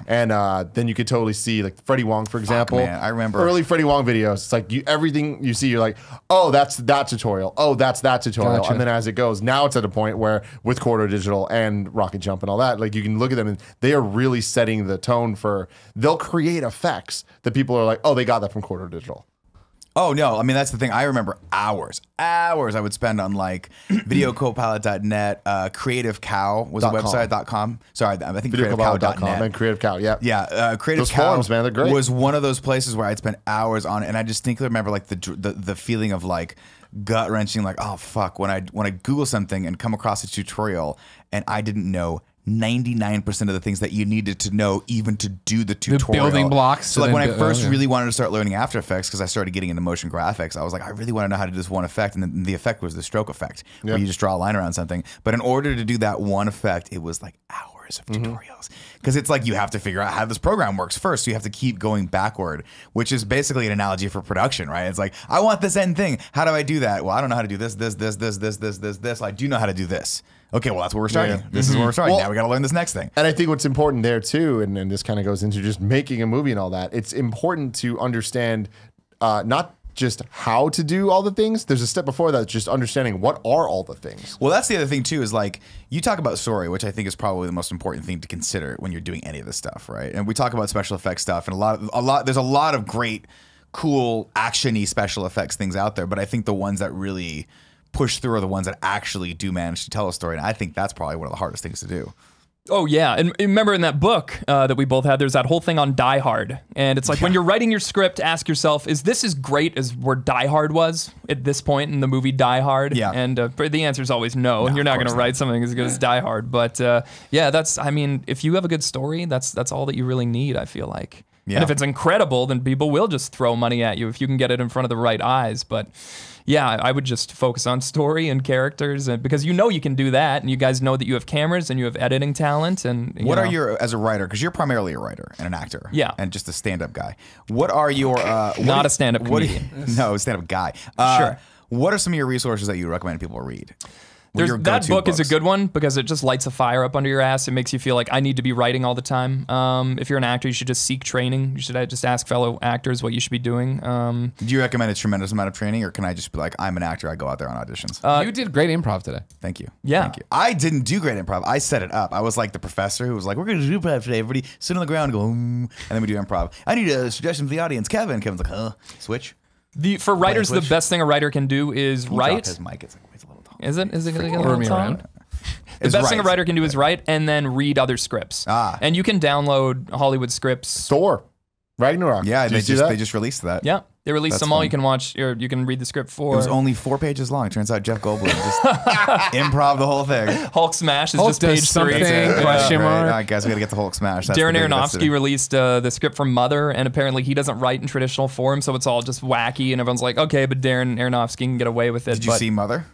I did see Mother, and I think we'll be talking about that later. Oh, okay, good. That's on your list, huh? It might be. I don't know. I can't bring myself to watch it. I don't want to get yelled at on the internet for liking Mother.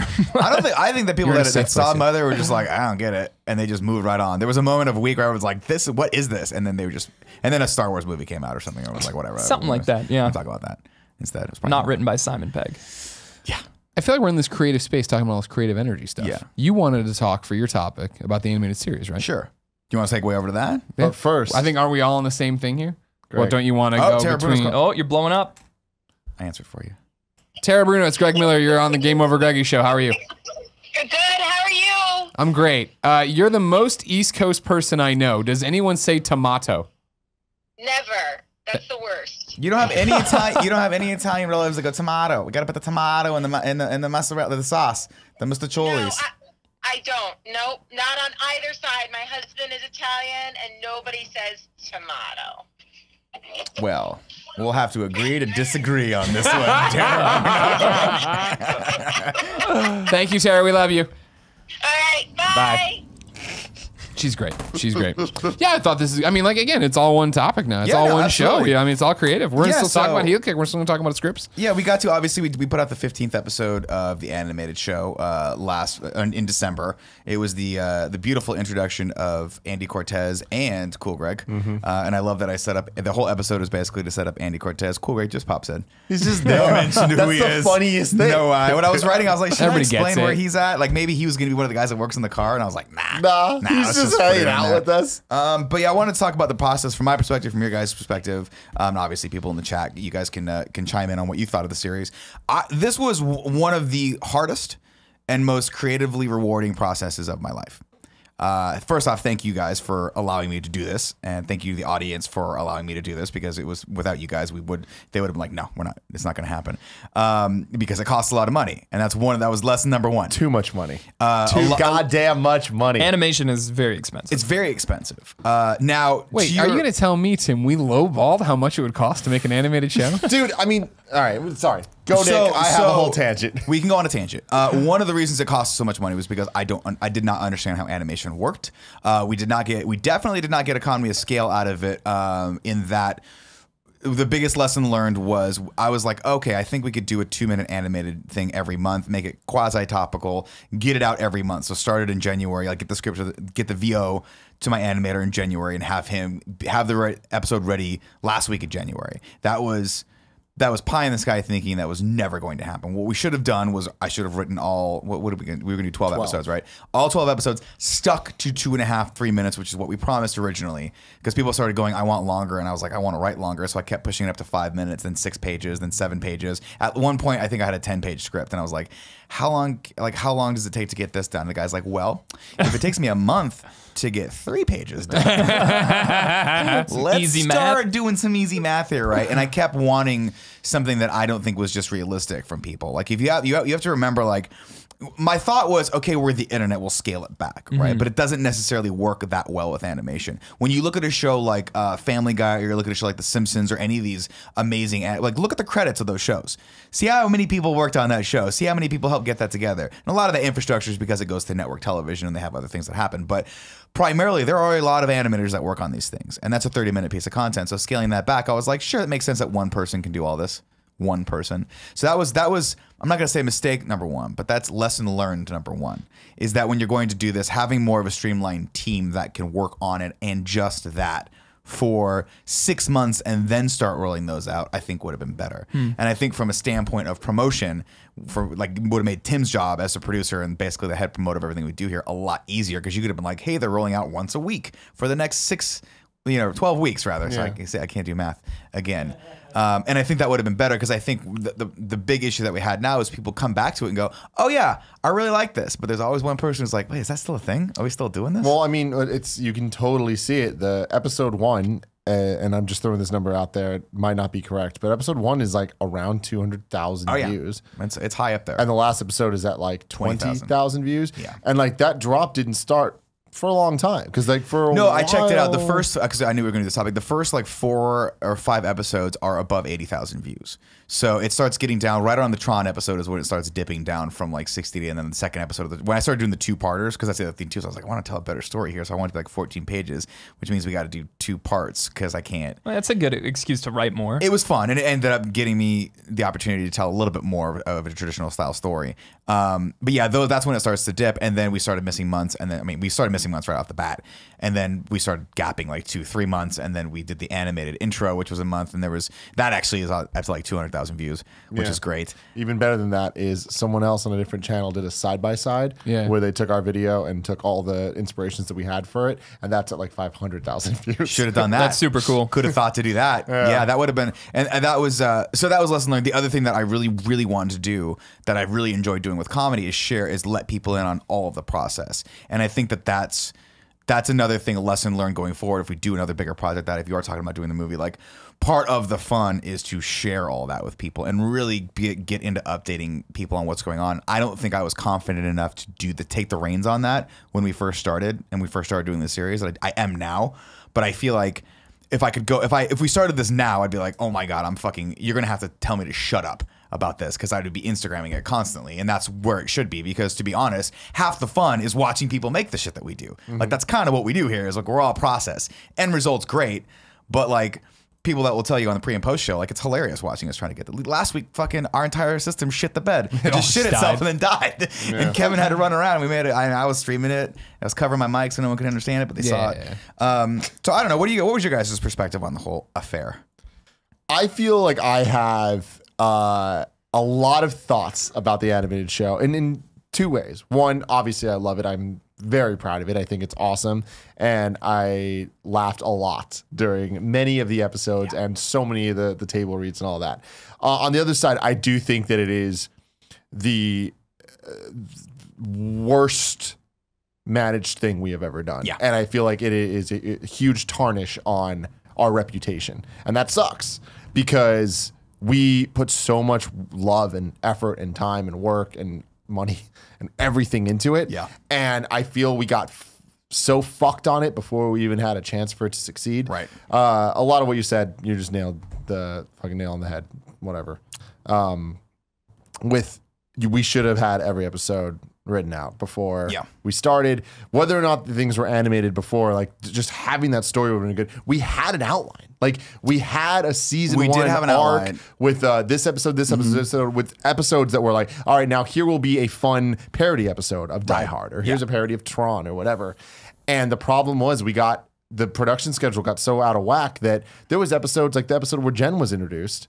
That happened before Greg was even with Jen. Like Jen just happened to be the character. Yeah, then we did a second part of that when they were needed together. a girl voice because the other girl we were trying to get That was couldn't do it. another lesson learned, right? Is that like you have to it's hard wrangling talent for this. Like if you guys remember, like we got Troy Baker in the first episode. He did that as a favor for us doing Principal Walken. That character was going to be a main character in the entire thing, but it just turns out that Troy's way too busy and just can't. He Who would can't have do the thought stuff. Troy right? Baker's too busy Right, to he come just, to our he just could animated not show? commit, and I didn't. We didn't really ask him like, hey, we're gonna throw tons of money at you. So it's like, yeah, you got to. You're a working voice actor, like you're one of the biggest in the industry. Like you're doing us a favor here. But there's only so far favors will go, and we were able to tap into a lot of our friends for the individual episodes. But I think literally going around pitching people and then having a much more structured pre-production and production plan for it would have helped, because it ended up going like, who can we get for this?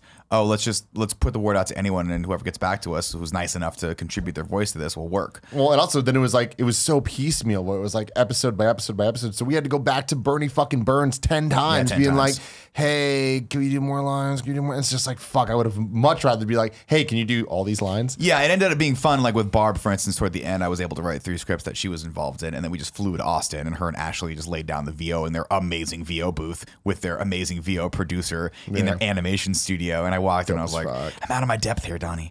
But the problem was with the episode I was talking about, like where Jen was introduced, that was there was like 2 follow-ups to that. Like it was like we the did the next Tron episode in the middle of that. Yeah, and then but there was the Jen was introduced, and then there was the episode like where Bernie the Clown like it was the Snoop's sex on education. Greg, That's right. That was sex sex education, and then there was the 2-parter Die Hard, and it's like that was all supposed to be one thing, and it ended up being released so out of order. And for a lot of people asking like, hey, why did you do that? Well, here's what happened, right? We said we were going to release them monthly. We slipped the very first month. That first one we put one out in January, and then I don't think we put another one out till like March. What was the or reason April. for that? The reason for that is, and I'm going to be extremely blunt here and real, and this is because like this is something that like upsets me very much, because up until this point, Kind of Funny had been buttoned up, and we were a Garbage Truck on Fire, but that was a fun thing. This is the first time Garbage Truck on Fire was like off the fucking rails, and it was like we were actually fucking up, and it's because we went outside of people at this table. We went outside and had to rely on other people to get things done. So, yeah. Those other people were like, hey, we're going to give you this much money to like for Colin's brother, right? For Dagan, we're like, we're going to give you money to get the show done. And he's like, I fucking want to do it. And he's like, I'll get it done month to month. I need this much. And he was so excited about the project, which made us excited about the project. But then he was like, I can get it done this time frame. Guess what? He's a creative person. Creative people never fucking give a fuck about timelines. I love Dagan to death, and we've had multiple conversations on this front. But I was like, can you get it done in a month and scale it back to whatever it takes to get it done in a month? He's like, absolutely. So what I just said earlier about me editing, you screening it and being like, don't you just want to keep changing? He would add so much in the backgrounds. If you watch the early episodes, they're amazing. Specifically, there's so many look background great. jokes. There's so many things going on. Right. But it's just like, it took fucking 4 months to get an episode done. Right. And I'm like, that's not what we do. We get things out. Right. So every that day, is a every lesson week. learned for me as the driving creative force behind this, is that when you're, and for anyone out there that wants to do stuff like this, when you are producing a piece of content like this or a series like this, ultimately it's on you to create that ecosystem where your artists can thrive. But you have to create that structure with them where they know that there is a deadline, and the deadline has to be the deadline. Yeah. And for me, I gave them a lot of leeway, because I was like, oh, we're still figuring this out. And I allowed the situation to get, I allowed all of our heads to get underwater with this. And then I didn't pivot fast enough. because I was like, I'm gonna give him. I'll write less, or I'll write easier, or whatever. I'll reuse assets. I kept thinking we can make this situation work, and in reality, what needed to happen is we just needed to bring in much more people, way more people for this. Like it just wasn't a realistic expectation for one person to take care of even 2.5 to 3 pages that I was writing originally.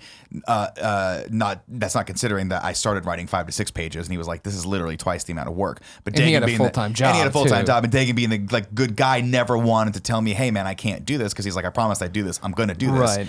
Right. So that's when we went outside and found Frame Freak Studio, which are very, very capable animators. They're a lot faster, but their style is different. So if you look, every other episode is a different style, which some people like and some people don't like. Some in people terms like of animation, not in terms of artwork. No. Dagan still did all the artwork. A lot of the character design. They came in and they did some character design, and Dagan worked with them to approve all those Dagan's designs. animation style, and you can see this in the episode, it's a lot more traditional, and I would say professional. Yeah. Whereas the other one, Frame Freak, theirs is a lot more modern, where there's a lot more, there is more animation happening. Right. So whereas Dagan, like you'd see a character and his face would be here and it turns there, and it's more just like there'd be effects around it to show how quick it turned. Yeah, he's more hand-drawn. Frame Freak, it was hand-drawn. Yeah. Whereas Frame Freak was more like you'd actually see the whole turn, which makes it feel a little bit like jello-y. But a lot of people like that. And a lot of people like that totally it had a different style. I like both. Obviously, I can't pick between my two. So there wasn't like a consensus, like one was clearly the favorite from the Kind of Funny community? I think more people just liked, I mean,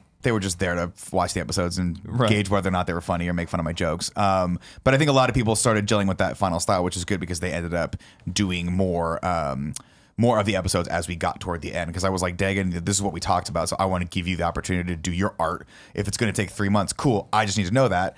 Like after a certain point, we hammered down. Like he was like, look, I gotta be. We had very candid conversation. He's like, this is just too much for me.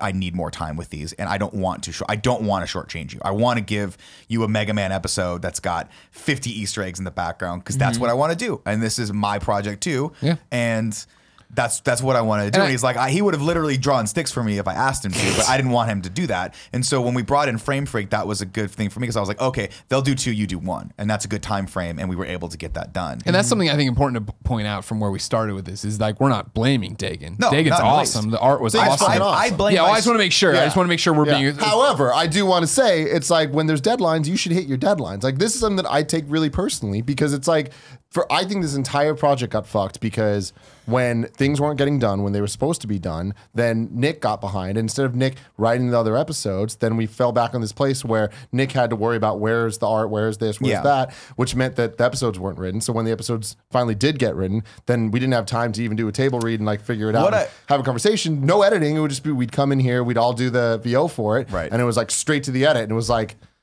the whole project fell apart, and it was just I'd say halfway through, it was just Band-Aids to just we got to the point where, to put it in sort of like terms of like waiting tables, right? I started one tripping everything. Whereas you would say, I need a Coke. Cool. I go all the way back to the kitchen, get a Coke, bring it back, right? Yep. Oh, you need something else, go out the kitchen, get it back. Instead of taking everyone's order at the same time, doing one round of tables, which you learn very quickly, and then you go back and take care of it all. I was not thinking smart. I was not working smart. I was working hard. And I was burning myself out. And I was cutting all connection to you guys, because I felt bad that we were in the weeds, and I was like, well, it's not their problem, it's my problem to fix. But no, I mean, the blame lies solely on my shoulders. This is my project. I am the creative force behind this. I am the person that should have managed this better. But ultimately, it boils down to, I just did not have the tools, the mental tools, and the capacity to do this. Experience. If we, like, for instance, if we were to shoot, if I came to you and said, hey, we're going to shoot a 6-episode show that happens at a coffee shop, you would be like, okay, we should probably have all those scripts ready, so when we're at the coffee shop, we can bang that out. We can do all the episodes in a few days, right? That makes sense. That makes sense to me from a live action perspective, because I've literally dealt with that fucking ticking clock of, hey, this is a daylight shot, and it's 6 o'clock in the evening, and the sun's going down, and the sun's almost down. Now the sun's gone, and you can't do your shot again. So what are you gonna fucking do? So that trauma is built into me. Like, I remember distinctly, we did this short called Dust, which you could find on nickscarpino.net if you want to go over there. Yeah, there's a Vimeo page, because I don't think we're allowed to upload it to YouTube. Although maybe I might fucking do that. I might call Anthony and see. No, we shot Dust on one of those Mark Vs. Oh, really? Yeah. The Alexa we shot Harry Potter. The Harry Potter thing on. I wish we shot that on Alexa, but fucking Wolf would have loved it. Oh, but it was the same DP, right? That's Same what it was. DP. So, and I'll never forget, we had to. This was like for a competition where they gave you 3 lines that were just totally random. You had to sculpt a script that was only like 2 minutes long for it. And we, in our infinite wisdom with zero money, decided to do a Western, which is fucking ridiculously dumb. And we drive out to Kern County, which is Central California. This would be for a live action thing. This is a live action Western. Right. And we made it. We ended up making it work, but that was one of the first times in my life that I think I had a heart attack. I literally think I had I think I'm stroking out right now. I'm having a heart. Something's happening. Sorry. I'm having a panic attack. Some palpitations. But we were shooting in 2 different spots, one of which was like out in the middle of fucking nowhere. We just got permission to go on someone's land, which my producer later told me we did not have permission to be on that person's land. That's a good producer. Yeah, she was like, oh, by the way, no, we're good. We're good. Yeah, we got to get the fuck out of here. And I was like, why? She's like, the guy never got back to me. I was like, are you fucking, we just been trespassing for fucking 6 hours? Nick's She's like, nightmare. Yeah. Oh, it was my nightmare. But she's smart. She knew. She was like, Oh yeah. That and is good. I wasn't kidding. No, she's like, yeah, we got the fuck out of here. And so we go to this other location that we had locked down, and we're sitting in this like barn in this like weird museum in Kern Valley. And the guy had loaned it to us, and he was like, you guys can stay as long as you want, but literally there's a mountain range in Kern, and there's a sun that sets right behind that mountain range. And the shot we needed to get was the bad guy coming through the door with sun blaring from behind him, right? And we had to have a lot of extra light going through because there was like a fucking coffee shop right behind him, or like a gift shop. So we had to shoot it from that one angle and just try to pour light and overexpose so that you couldn't really see those things. And I was going to paint some of them out later. But man, it was like we had 3 shots left, and the sun starts going down. 2 shots left. The sun's almost gone. We're pumping as much light as possible in here. Like white balances everywhere to try to get this fucking thing in. 1 shot down. Sun goes down. And we have 1 shot left. And we never got that fucking shot. Just couldn't Production. get it. We missed it. And it was a shot But the gift shot made it into the movie. The gift shot and all the broken glass on the side of the building made it into the movie. That was weird. But so yeah, so I understand that urgency and I get that. And from live action, I've done way more live action stuff than I have animated. And it's fucking really hard. And people say, hey, when are you gonna do season 2? And my first reaction is like, fucking never. Are you guys turned off of animation now from the process? Well, it's not forever. It's not so much that. I mean, there's just realities to this. Like, I'm sorry if I sound upset about this, but it's just like this is something that affects us personally. It affects our business. It affects everything. Sure. The money we had to spend on this, we tried to raise, what was it? We wanted 75. We got 82. We got 82, and it was like where we had, like, if this, then we'll also do the theme song, which was essentially another episode. In fact, more than an episode because there was there was more scenes that's in one that. of the things that I didn't account for, right? So the theme song, 30 seconds long, costs more than a 5-minute long episode. Why? Because every 10 seconds is a new fucking shot, which is new backgrounds, new character designs, new animation, new key art. Like all of these things are brand fucking new. That theme song is fucking awesome. It It's is fucking awesome. amazing, worth right? every penny, whatever it costs. And shout out to Corey for doing that song because Yes. he did it for fucking free, pretty much. I think we just paid his music, his musicians and the studio that we rented. But that's the problem is like we raised that much money and we had it budgeted out where we're like, okay, that gives, I forgot what it was, but I think it was like each episode was like we had between between 4 and 5K, Yeah. I think, for the episode to get done. That meant paying for VO, paying for animation, paying for and sound effects that we need, paying for random assets that we might need to get, whatever, all that stuff in that. It ended up costing almost double that per episode. Probably, yeah. Towards the end. And Toward the that's end. Some of the episodes came in lower. ridiculous. Some of the episodes did come in, so I don't want to say they all cost double. But yeah, what happened was it's the old triangle, right? Like you can have cheap, fast, or good, but you got to pick 2. You can't have all 3. And we had to be fast and we had to be good. And so they had to cost us money. And so we ended up having to go into the coffers to put that out there. I like to look at it as a lesson learned. You know, like it's a grad school that we got all for free, or not for free, but that's the problem. but, It wasn't you know, free. It's a very expensive lesson. It is, but you know, guess what? It's always going to be that, right? There's never going to be a project that we try to do of that scale and magnitude that isn't going to have those issues. Like I bet if we asked Danny right now, did everything go off perfectly when you were shooting Heel Kick? Yeah, I don't know how you guys fucked up so bad. Fuck yourself, man. No, yeah, things happen and you got to roll with the punches. And you I don't know about you, but when those problems arise, it makes you feel good to problem solve. There's something about it, figuring it out. Just no, maybe not. Yeah, so imagine Well, you guys got it done, right? The difference is like you haven't put the thing out on the internet yet. We had to deal with the problem solving real time with people that were angry. Fair enough, yeah. People, and rightfully so, because they'd given us their money and they were like, I want this. We made a promise, we made a promise. And then the worst thing is when we solved the problem, by the end of it, not only did we give the bonus episodes, which cost more money, but also we got to a point where they were coming out monthly. Yeah. And we're like, oh shit, like we're finally in a place where we can deliver. Granted, they're all out of order in terms of storyline. Yeah, it doesn't tell an actual like through line. But when we put it out, it was like there was people, and we fucking love you for being there and supporting it, for enjoying it for what it is, because it's awesome. But there was a lot of people that were like, I'm just over this. I'm burned by the whole experience. So they just, and that, you can see that in the views. You know, you can see that in the whole thing, and it sucks. Did you ever have moments when you were making it where you thought like, what else could we be doing right now with this money instead of this? Yeah. It wasn't even that. Like, you know, you asked this start and kicked it to Tim of like, what did you think of the animated series, right? Or like, walking away from it, the one word, it's one word, right, that describes it for me is heartbreaking. Because it was something we were all so into. We were all so excited for it. Dagan was so excited for it. And then it was speed bump after speed bump, which then became just hurdles and the car is shaking and like things are falling off and we're falling out of it. You know what I mean? And so it's like, I had no idea it was so. Well, it's because we don't show that. This is the first time we've ever talked about it. And not because we're hiding from it, because we're thousands of miles ahead every day on what like we're like we are shooting a fucking PlayStation VR show on Friday, right? Like that's where my head's at. I'm not here to. This is our first ever honest postmort about the animated show, right? And it's just the fact that it was, you know, the stumble of, oh fuck, we're failing the kids. Like they did do this and we did do that, and like, you know, like with everything, or for the entire audience of Best Friends, for the most part, you get chances hand over fist with everybody, but it was that we were fucking it up even from the level of this is, I mean, like, because you think this, how long did this stretch? This was 20. It wasn't 20. This is our 2016, right? So like you figure like this is something that like you go way back to all the problems we've had that I think we're way better at now of communication, right? Of like, all right, cool. We didn't get an episode out this month, and none of us thought to say anything about that publicly on Twitter, on Patreon, about anything. So it was always reactive rather than being proactive. So somebody would be like, hey, where the fuck's the episode? And I'd be like, oh, fuck, that's a great question. Tim, where's that episode? And he's like, oh, that's why Nick's not here today. He's doing X, Y, and Z. Oh, okay. And it was like... And the problem is we'd either do that behind closed doors, off camera, or we do it on camera as a side comment in the morning show. And it's like, to us, it felt like, oh, no, we talked about it. But We it's did like, do some updates toward that wasn't on Twitter. Well, that we got better about it. We got way better about yeah. it. But it was the fact that you, Nick, like ghosted for a long time on Kind of Funny.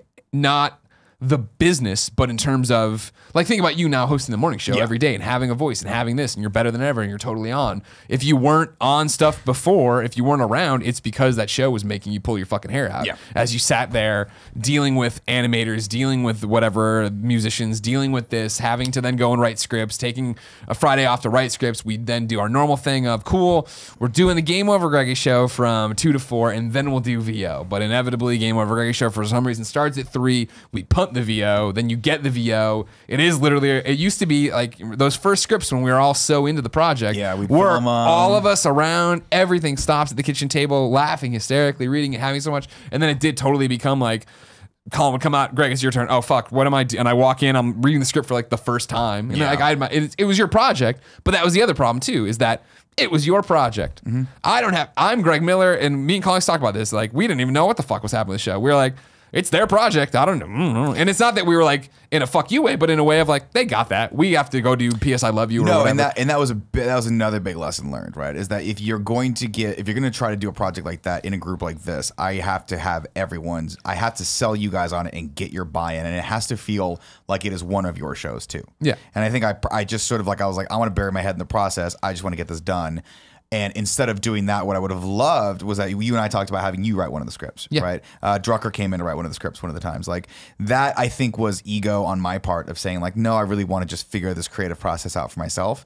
But realistically speaking, like learning that lesson going forward, we do talk about potentially like later in the line making a movie. Like I want you guys to like, this is our movie. This is something we've seen from the start to finish. We believe in this project. We are going to do that so that when we do hit those pitfalls, which are inevitable, when we do hit those challenging points, we're all there together figuring it out, and I don't feel like I'm letting you guys down. Oh, you never let us down. I felt like we were letting you down, right? Maybe. And that's the thing, whereas like I feel like, you know, like when you're getting fired up, justifiably so. I didn't know you were that angry about it either, right? Well, I mean, it's like, I know like this sounds really bad, but it's like this is the thing that we had. I mean, how many times do we have to discuss this as the 2 years of working on this project, and it wasn't good.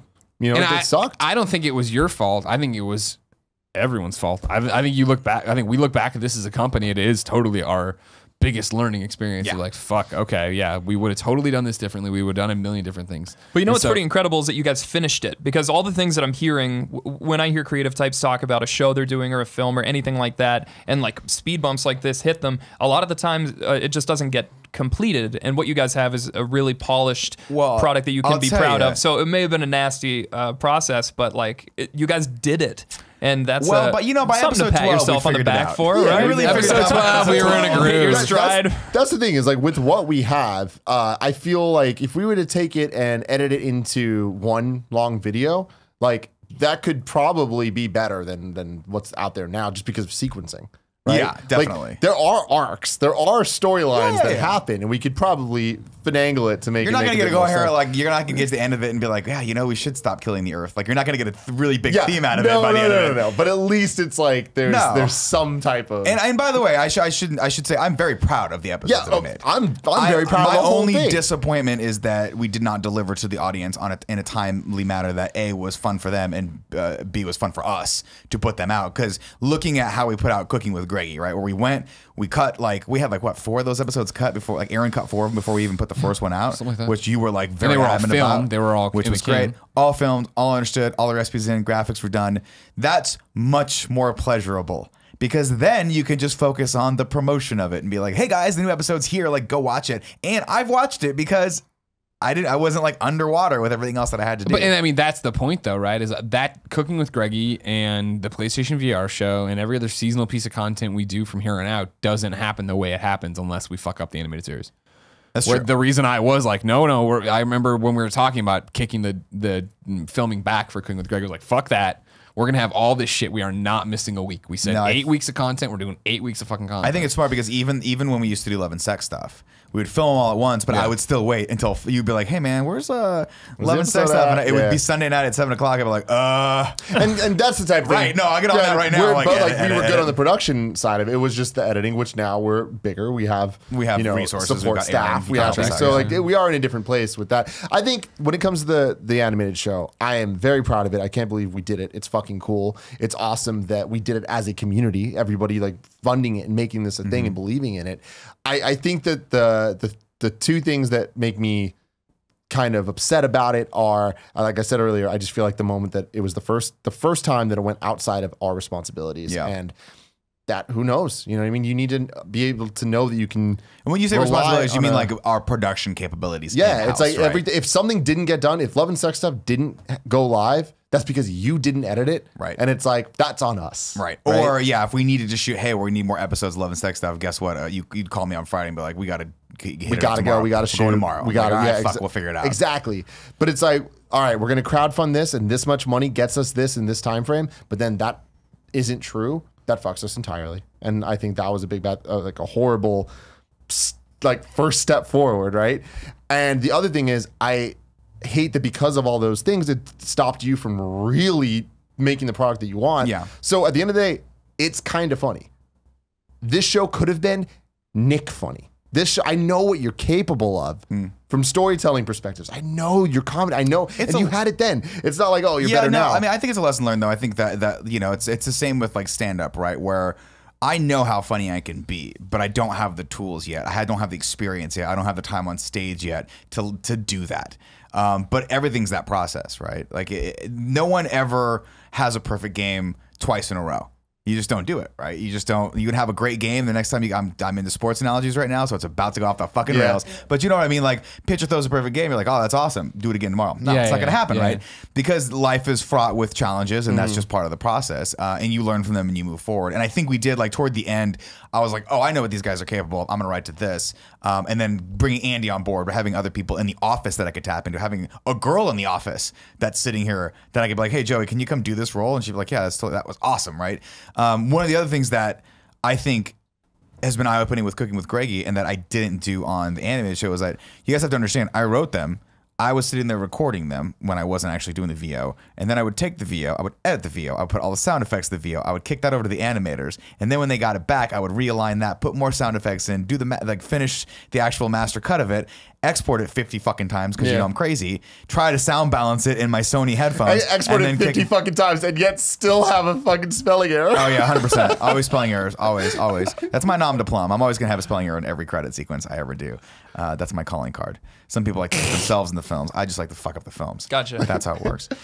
So that's one of those things where I'm like, oh, this was just too much to begin with. Yeah. It should have been, if I could go back and do it again, they would be 1 minute episodes. They would be way more closer to like a Doodles product where it's just two people talking, sort of like an old school penny arcade style, like one setup, two people talking, that's the joke, let's move on and try to, because if you can develop characters there, if you can make people feel something there, if you can make them laugh there, then you can maybe season 2 or 3 or 4 or 5, you scale that up. That's what, looking back, hindsight being 2020, we should have done. And that's it. Overall, very proud of it though still. Yeah, I love it was a great learning experience. Yeah. And if you haven't seen them all, because I know a lot of people fell off, watch them. There's a beautiful playlist, youtube.com/kindafunny. Start episode 1 and on episode 15. It's going to be a good time. Which I think all said and told was 15 times 4. Our average episode was like 4 minutes long. An hour. That's about an hour. You take an hour at a time. Watch one Black Mirror episode or watch this. There you go. The moral of the story is the same. Don't trust technology. Woo! Woo! Did you watch the Ric Flair? I was just 30 gonna for 30? say.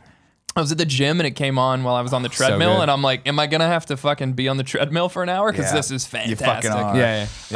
So I didn't watch all of it, but what I did watch, holy crap. There's a moment where, I mean, I had multiple moments. You've where they were seen it like, all, oh, yeah. obviously. Where they ask him, they're like, do you regret, like, basically pretty much never spending any time with your family, being a complete, like, Just a lady lush. hound, fucking alcoholic, and always being on the road and never fucking giving a shit about anyone but yourself? Do you regret that? And he looks at the fucking camera and he straight up is like, no. I don't. Like, nothing learned, nothing. I mean, he's Charlotte just like, Flair's like, thanks, Dad. Yeah, I know, right? Great. Yeah. That was awesome. That's And it's perfect. weird because you watch his relationship gets more. It gets closer. Obviously, at a death in the family, but it gets closer to the kids after that. But then you can tell he's closest with her because she is a wrestler and she's in the game still, Right. and he wants to still be in the game. Maybe that's she had to do it to connect with Yeah. him. Maybe. I mean, I was All going to for be a dad's bureaucrat love. to connect with my dad, but he likes to connect, so I didn't have to do that. You didn't have to. Good job. There you go.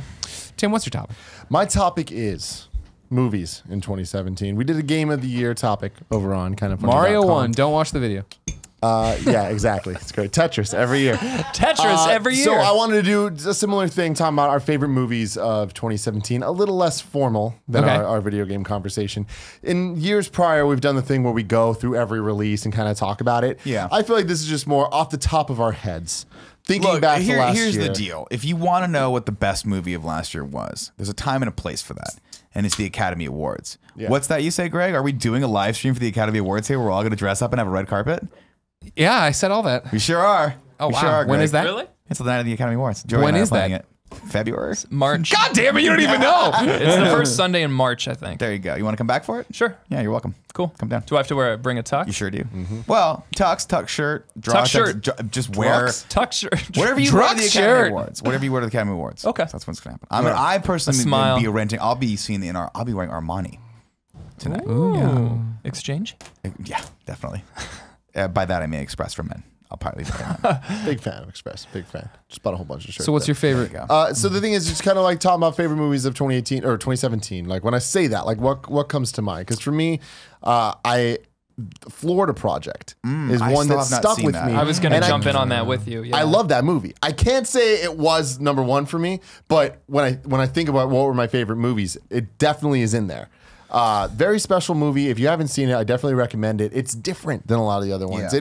It is more of an indie type feel, but it's less pretentious than I feel like a lot of those movies can be sometimes. It's more accessible than you would think, yeah. Sean Baker directed it. I believe it's his 5th or 6th movie that he's done, and this is the first time he has named talent in his film, and that's Willem Dafoe, and who killed it. And I got to tell you, I was rooting for him for the Golden Globe the other night for Best Supporting Actor. But yeah, I mean, so the guy has been doing it his way for a while. He's not in the studio system per se, so he can kind of make any sort of version of a film he wants. So that's why I'm sure it was, What it was? It was chill for you to watch. Yeah, it is what it is. In terms of like not feeling like a polished Hollywood movie. Not that it isn't polished, but you know what I mean. It's accessible, but it's very indie as well. It has a different feel to it. To answer your question, Greg, it is the story of a motel, like a live-in motel near Disney World. Okay. And it's not about Disney World. Thank goodness. But that affects the story of the fact that it's these It's like a lower income Florida families, and like how a bunch of the different families interact living in this complex. And there's because you know like Disneyland or Disney World, there's just like a bunch of those like shitty hotels all around them where motels, hotels, a whole bunch of them where people say, well, it's not the Hilton, it's not the Marriott and stuff. It's like these are like this place. What was it called? They're trying to capitalize off being close to Disney World. Yeah, so it's called their like place is called the Magical Kingdom. Yeah, exactly. Yeah. Magical Kingdom, like things like that. And it's just kind of the story of like these little. It's all from the point of view of these little kids. These like 8 to 11-year-olds that all the different complexes kind of have different groups that'll hang out together. Okay. And it's some of the best child acting I've ever seen. Really and it's insane. So genuine, where I feel like majority of it must have just been improv, or like they just left the cameras rolling and just kind of let the kid do whatever the fuck the kid was doing. Because there's so many shots you see, and I'm just like, there's no way a director could have got them to do that. I listened to a few podcasts from the director on how he would get there, and they played a lot of games with the kids, and they just tried to interact with them on their level, and they would let them play. And so he'd just say, at some point in the scene, something like this has to happen. How would that, like, if you guys were playing and that happened, like, what do you think it would look like? And there's a scene where they get into big trouble. We're not going to spoil anything, obviously, but the child acting is superb, and there's a really heartbreaking scene at the end where I was like, wow, how did he get this performance out of this kid? And this girl's all over the red carpet now, and I'm sure you're going to see her in a lot more things. Her name's Brooklyn. That's in real life. She's pretty cool. The woman who played her mom was discovered on Instagram. So she has no acting experience, but didn't that feel authentic and legitimate? Yeah. And that's the thing is like watching the movie, everything about it just feels authentic. And I think that adds to the world of the building where it's really sad. Like seeing a lot of these families like struggle the way they are, and all of them are in different ways. And Willem Dafoe is just kind of the guy that owns or doesn't own the hotel. Like he's like the manager. He's like the super. And he's like really looking out for a lot of the families, but they're not making it easy for him to look out for them because they're causing so much like trouble and problems. Like they're not paying rent, and he's just like, come on, like you're gonna get evicted. What are you doing? You know? I thought you wanted a cocktail before this. This is booze. That's not booze. It is. We don't Straight keep vodka. clear alcohol here. Yeah, you do. No, we don't. You do. You're lying. I swear to God. So the Florida gin. Project is that's one that I missed. Unfortunately, I do want to watch that. I want to watch Lady Bird as well. Yeah, I've come around on it. Lady Bird's awesome. Did you come see that around? I've seen it. I've come around and wanted to watch it. Yeah, I was hating on it for a long time. My wife went and saw it, and she's like, "I think you'll like it. I don't know that it will resonate so much because it really is about the mother-daughter dynamic."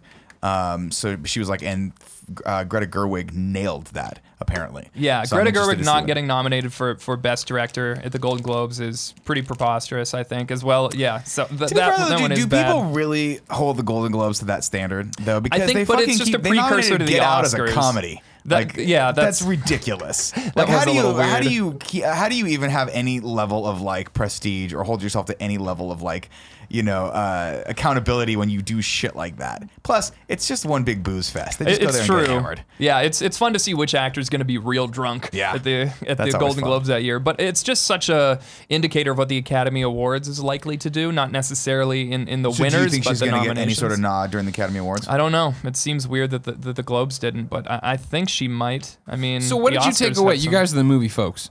What did you take away from Natalie Portman's thing of like, here's the all-male whatever director? I think that's where we're at. I think Golden Globes in general, every headline that we saw. Sure. Globes, Stick with me though. I'm going. I mean, do you think that the Greta woman is Patty Jenkins? What female directors were snubbed that time, or do you think it's just a bigger commentary? I think Greta Gerwig is a huge snub. I love Patty Jenkins. Don't get me wrong, but I don't think when Patty Jenkins was directing Wonder Woman, she was assuming she was going to get nominated for it. I mean, you know me. I just catch an occasional headline where somebody was like, "Oh, Wonder Woman might get nominated for an Oscar." Just just a reminder from Natalie Portman being like, "Hey guys, just FYI." Everyone in this category A lot is of male. progress to go. It seemed like a snub at the Globes, but it should be more one, you know, at Hollywood in general, because those those directing jobs should be given out to more women. Yeah. Right. So it's not just, you know, it's not just whoever it is, the Motion Picture Society. It's, you know, it's just the entire system. So there needed to be more candidates as well. That's to get nominated. and that's the issue. And this is the thing with like, and that's why at first I saw Natalie Portman do that. My gut reaction was like, oh, can we have one fucking award ceremony that doesn't have that level of not preachiness, but like commentary, right? But then you have to think, okay, if you want to make that change, guess what has to keep happening? Someone has to speak up. Somebody has Especially to keep someone as saying big as that. Natalie Portman. Yeah. And eventually, and this is not, and this is what people out there have to realize is like, yeah, I have the same reaction to it. I'm like, I just want to watch the Academy Awards. I don't want it always to be political. But the problem is, if you want that change to happen, that's the kind of change that has to happen over 10 years, not 10 minutes, right? Right. And so you have to keep reminding people of that, and you have to keep pushing forward. And then guess what? All of a sudden, people listen. You get Black Panther, which is a great, like, a good first example of like, hey man, we're bringing a lot of diversity to this, and it's Ryan Coogler, and he's bringing in Michael B. Jordan, and we're getting the killing it, and it's gonna work. FYI, that movie's gonna fucking kill, and so that's a good that's gonna be a big leap forward for people. I mean, right? even Wonder Woman. Wonder Woman, another perfect Yeah. example, Another directed by a huge woman. step. You know, and it was good. And that's my thing is to not to get too far off on the diversity tangent, but that's my thing is like I personally always have that reaction because I don't like change. I don't like if the first reaction is like don't change it. Like I'm okay with the way things are going, but then I also in the same breath can't complain that everything's exactly the same without allowing people to have that level of Don't diversity. change what, though? Like movies, I love movies. Don't change my movies, right? Like I always say like I'm happy with everything is because I'm an old man. I don't like change, but everything has to evolve, and the way it evolves is by people like Natalie Portman getting out there and going like, I have power. I'm going to exercise this power to bring in different elements that we can have a different conversation or different movies that are happening. And not to mention that it's easy for you or me or any of us at this table to be like, no, don't change everything. It's perfect because it perfectly represents me, Well, perfectly white represents guy. us. A, and B, we don't make movies, so it's like, you know. So there's that. But going back to the films of the year, so yeah, Lady Bird and Florida Project. Florida Project, definitely on my must-watch list. I was able to see quite a few movies over the break. One of which that stands out to me, out of the three that I saw, was I, Tonya. I saw that. Yeah. Now, you probably don't remember the Olympics from that year being a young Canadian boy. No. So young. But oh my God, my perception of what happened during that era was totally off. I thought Tonya Harding straight up right before Nancy Kerrigan was supposed to go on the Olympics kneecapped her. Me too. And then ran out onto the ice. Because that's almost how it's been reported. That's how it was reported. And I remember living it, man. I lived that entire thing. So I went in differently. Of like when it got announced, I was like, "Fuck Tonya Harding. Why are we making a movie about her? Like she's a piece of." And you watch that, and you're like, "Oh no, okay, well, Yeah. no." She was in a horrible situation. Yeah. And well, I mean, and granted, this is conflicting testimony, but it seems like everybody lines up that like she really didn't have anything to do with it outside of like. Well, that was we're why. gonna scare her. That was one of the reasons why I liked this movie was because they started off and they threw you off already. They're like, this is based on testimonies from the people that were involved, and they're all fucking crazy. Yeah. So and who the fuck they knows? They if don't this line really up. and happened, nobody right? says- yeah. And the movie embraces that because they have that. Have you seen it yet? No. They do it in like a very interview style. So like every other scene is like older Tanya or older her mom or older Jeff Winter Galooly. Soldier talking about what had happened. And there's conflicting reports, but then they go back and show you like as it's going, they show you the narrative of like what's going on. It's beautifully made, but it is like a punch to the balls every 5 seconds because it's like super funny but super fucked up and really well directed and really well made but really fucked up, and you end up loving all these characters and sympathizing with them, but then also realizing how fucking monumentally stupid they are. And It's like the Boogie Nights of figure skating. It's the Boogie Nights, dude. Every time you're like, why, and then they cut back to the character and he's asking himself the same thing, like, why would I have done that? Why did I do that? I thought it was really well What a done. beautiful I thought Margot Robbie did a great clusterfuck. job. Oh, Margot Margot Robbie's Robbie great.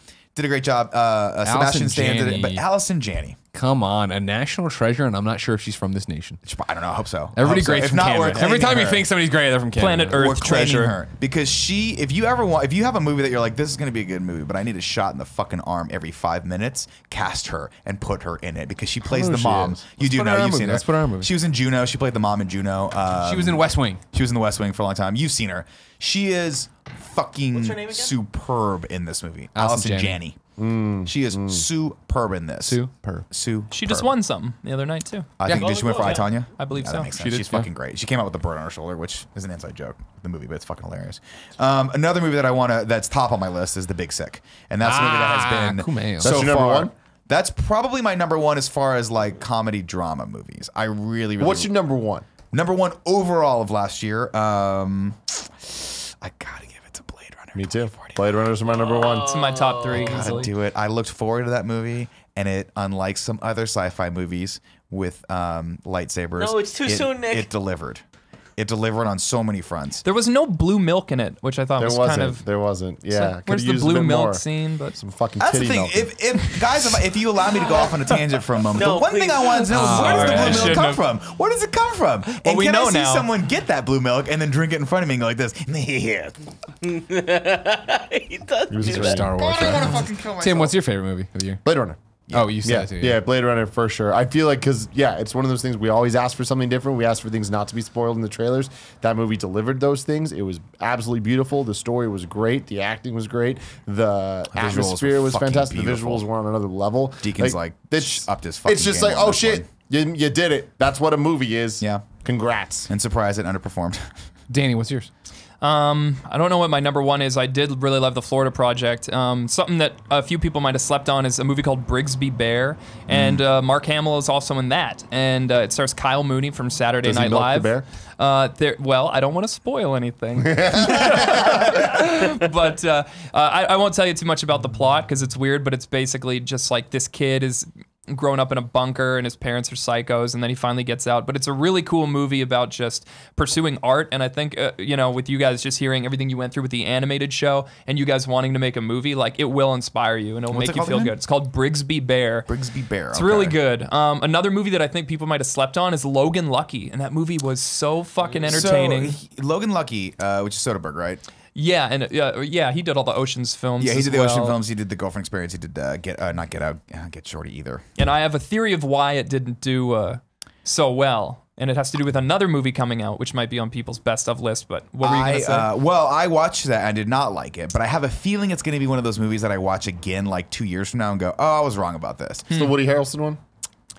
What's that? No, this is the Channing Tatum one. Channing Tatum, Daniel Craig. Or were you asking what the Woody Harrelson Adam one was? Driver's in it as well. Adam Driver's in this. It's the bank robbery. They rob a racetrack. Yeah, okay, one. okay, cool. Yeah, know. to me, Yeah, I yeah, watched it and I was like, I don't understand. There's nothing here for me. It's not funny. It's not serious. It's nothing. It's just nothing. But I think that's what people liked. Was they were like, okay, like you get in and you're like, there's some funny parts, but it's not a comedy. There's some I thought action it'd be parts, but it's not an charming. action movie. There's some dramatic parts, but it's really not a drama. It's just Right. kind of there. Yeah. And the characters are always sort of in this like middle ground of emotional range. And I really feel like it's one of those that I need to watch again because I walked out like, I'm actually not quite sure how I feel about that, but I think I hate it. I hope you watch it again. I found it to be pretty funny, and all the characters to be really charming. And there's some just really like the part with the race car driver. It shows this whole backstory of how he's got a super healthy, clean diet now, and how just one sip of an energy drink completely fucks him up on the day of the race. And I think Baby Driver coming out so closely to that. Logan Lucky didn't have great marketing, and No. like you say, like I wasn't sure what it was supposed to be. I feel like the marketing was kind of responsible I for feel like it was some of that. mismarketed though, because it was mismarketed as like a Smokey and the Bandit hijinks movie, like heist Right. movie, and it kind of wasn't that. It was, but it wasn't. It was weird.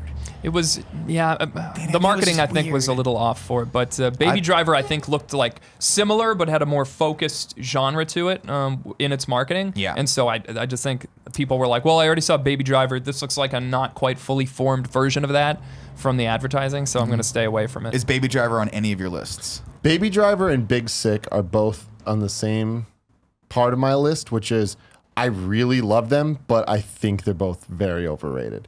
Well, first off, I think Big Sick was really well done. I love Holly Hunter in that movie. I love Ray Romano. I love everyone in that movie. But Yeah, also, the you have to parents are understand, good. it's the year I started doing stand-up comedy. And Kumail Nanjiani, who prior to 2 or 3 years ago before Silicon Valley, no one didn't really know who he was. Now he's blowing the fuck up. And watching his journey and watching him go from like a stand-up to being on a huge show to now making this movie has been super inspirational for me. Yeah, I think for me- he's preaching to the choir with me on that one. I love Big Sick. I thought it was sure. great. I think the story is fantastic, and there's so many elements. And yeah, Ray Romano and the whole Oh, parents God, were Ray so Romano's goddamn good. I so just good feel at like it, the story might have been a little too based on true story, where it's like you gotta cut some of that stuff because it. It's a little, feel, it definitely had the indie problem where it was like, let's put 20 more minutes in there. Exactly. Well, that's And very I feel Judd like- Apatow as a It's a Judd producer fucking because people, Apatow that's movie, their yeah. main thing when Yeah. you Watch watch This is Judd is 40, and I'm behind a like, by the project. time this movie's over, You will be 40. Right. Yeah, so that's much an of obvious joke. the stand-up comedy stuff, like I feel like that storyline kind of hit a weird hitch where it wasn't necessarily. It was either Bo meshing Burnham, though? way. Bo Burnham's in it, yeah. you love It was Bo either meshing way too much with Right. the other plot going on, or it felt a little too irrelevant without that storyline kind of like completing out. Sure.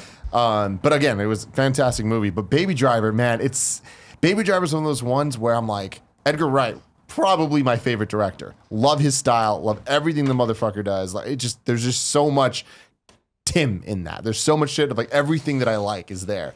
And Baby Driver, something about it just like felt like everything that I loved about it felt like it missed the mark. The music.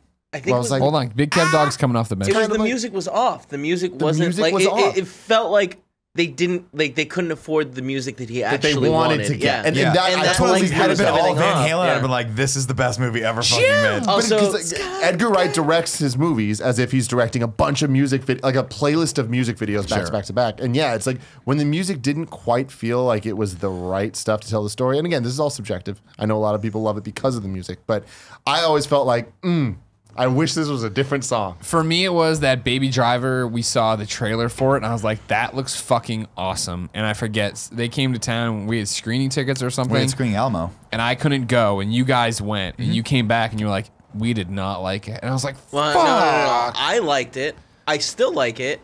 But Nick was like, I didn't like it. And so eventually Tim was like, he didn't like it either. And it was just like, Well, that's not what I didn't like. fuck. Yeah, it's not that. Again, it's not that I didn't like it. I liked it. There is a category in my brain you- where I'm like, I recognize why people like this movie. I recognize it's well made. I get the movie. It just didn't vibe with me. It was There was just a enough little of- off for what I wanted it to be. There was enough of the not vibing and enough of the not right music Yeah. that I was like, fuck. Is everybody happy now? And so I was like, oh, fuck, I won't even bother seeing this. I'll get it when it comes to Amazon. And it came to Amazon, and Jen and I watched it. And I was like, I fucking love this movie. I'm so I- glad it my works for you. expectations got dashed. I'll say this to about then the come in- music. There's a few movies where I love the soundtrack so much that I buy the soundtrack on my way down the theater stairs. I did it with La La Land. I did it with Scott Pilgrim. But I really Scott thought that the Pilgrim. soundtrack was going to hit harder on this one just based on what everybody said. I liked that Scott it Pilgrim was a wasn't. perfect example. That, like, Edgar Wright nailed it with So that, good. right? I like that And, Baby Driver soundtrack, though, wasn't the songs you'd go to usually. I Yeah. like that it wasn't, like, I didn't know most of those songs, right? And I agree with you. I just still felt like they were the wrong songs. I hear. Like I don't need to know the songs. It's just like what my favorite scene in that movie is very early on where he's going down the street and there's like interacting with all his The environment people, around yeah, him. he's going to get coffee. I wish that was any other song than the one that was playing. Yeah. I'm with you. And again, and this is why I think that I recognize good movie, right? Because it's basically like saying like you don't have my taste in music. That's exactly what you're saying.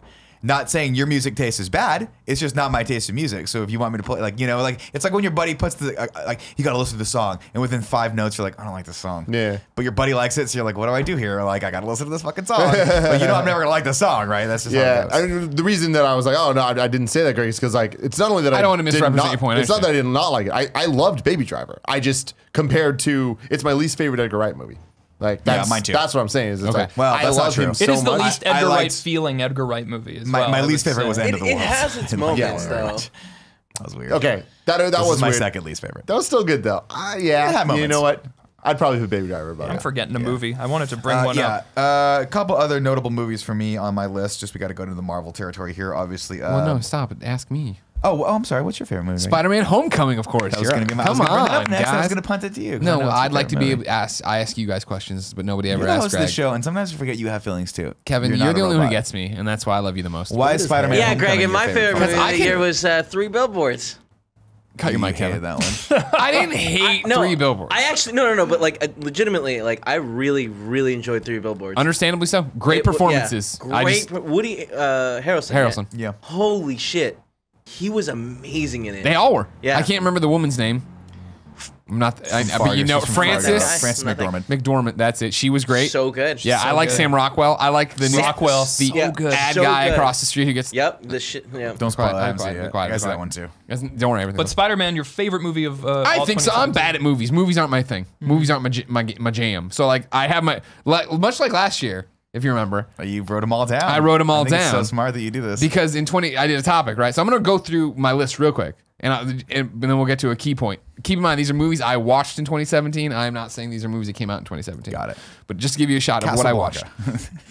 La La Land, Pervert Park, Grizzly Man, For the Love of Spock, Spotlight, When the Levees Broke, Act 1 and 2, Sour Grapes, The Girl on the Train, Brooklyn, Mike and Dave Need Wedding Dates, Neighbors 2, Interventions, The Hollers, Dirty Grandpa, Get Out, The Accountant, that Moon Landing Movie, Edge of 17, War Dogs, What We Do in the Shadows, Raw, Best Worst Thing That Could Have Happened, Train to Busan. I put Good Girls Revolt on here. It was an Amazon show. Lion, Fences. The last time I ever updated this list, April 23rd, 2017 at 9:26. Damn. The next day, I think I went to go pick up Jen and move her here. And so I quickly stopped caring. But I watched a bunch of other stuff, but like, as somebody who just doesn't get hung up on it, like it all kind of merges together in terms of like what I saw this year. But Spider-Man and Thor I had the most reaction to. I feel like leaving a theater where I was like, that was fun. Logan. I loved Logan, Logan's but like on my list. I loved Logan, but it falls into the category of that was a great movie, and I left, and I'm not really gonna think about it much more. Like I love X-23, like I love Laura, right, and like I love all new Wolverine and what Tom Taylor's doing, and like that's my version of the character. So this was a cool interpretation of it, and I hope they do more with it, depending on legal stuff and all that jazz. I'm a sucker for Logan, man. Yeah. When It was great, At the end of Logan, the last shot. I'm like, I watched it again with my wife probably like 4 months ago when it came to like when you can rent it on demand, and she's watching it and she's crying and I'm crying and I'm like, fuck. This is See, and that's the thing I think is it's the reaction. If it can give you a lasting reaction, and like Logan was great and I loved it and I think about it once in a while here and there, but like Spider-Man, I talk about it in the review, so I know it's a tired story of just sitting there and being like, I love it when there's the shared reaction of a theater, and like when fucking Michael Keaton opens that door and everybody went. And like it was like all of us gasped because they totally. I wasn't even. They got us. Movies, I feel like, especially comic book movies, you know where this story's going. This train's gonna make all these stops, and that was one when you watch it again with that knowledge, like, oh, clearly they're setting it up so perfectly, but they did it so perfectly, I didn't see it coming, and it got me. And then watching him on the outside of the plane, like slowly start slipping and try to get in. I remember sitting there with my hoodie over my face and like tapping my foot because I was so into it of like, fuck. I know they're not going to kill Spider-Man here. How is he going to get out of this? What is going to, you know what I mean? Like to leave that and like that, the way the music punches in and the credits they had at the end. Like I left that theater the same way I left Avengers, where I couldn't stop smiling, the first Avengers. And then Thor is in the same thing of, I've never laughed that way at a superhero Thor's super movie, fun, man. right? So fun. Thor's fun. Yeah.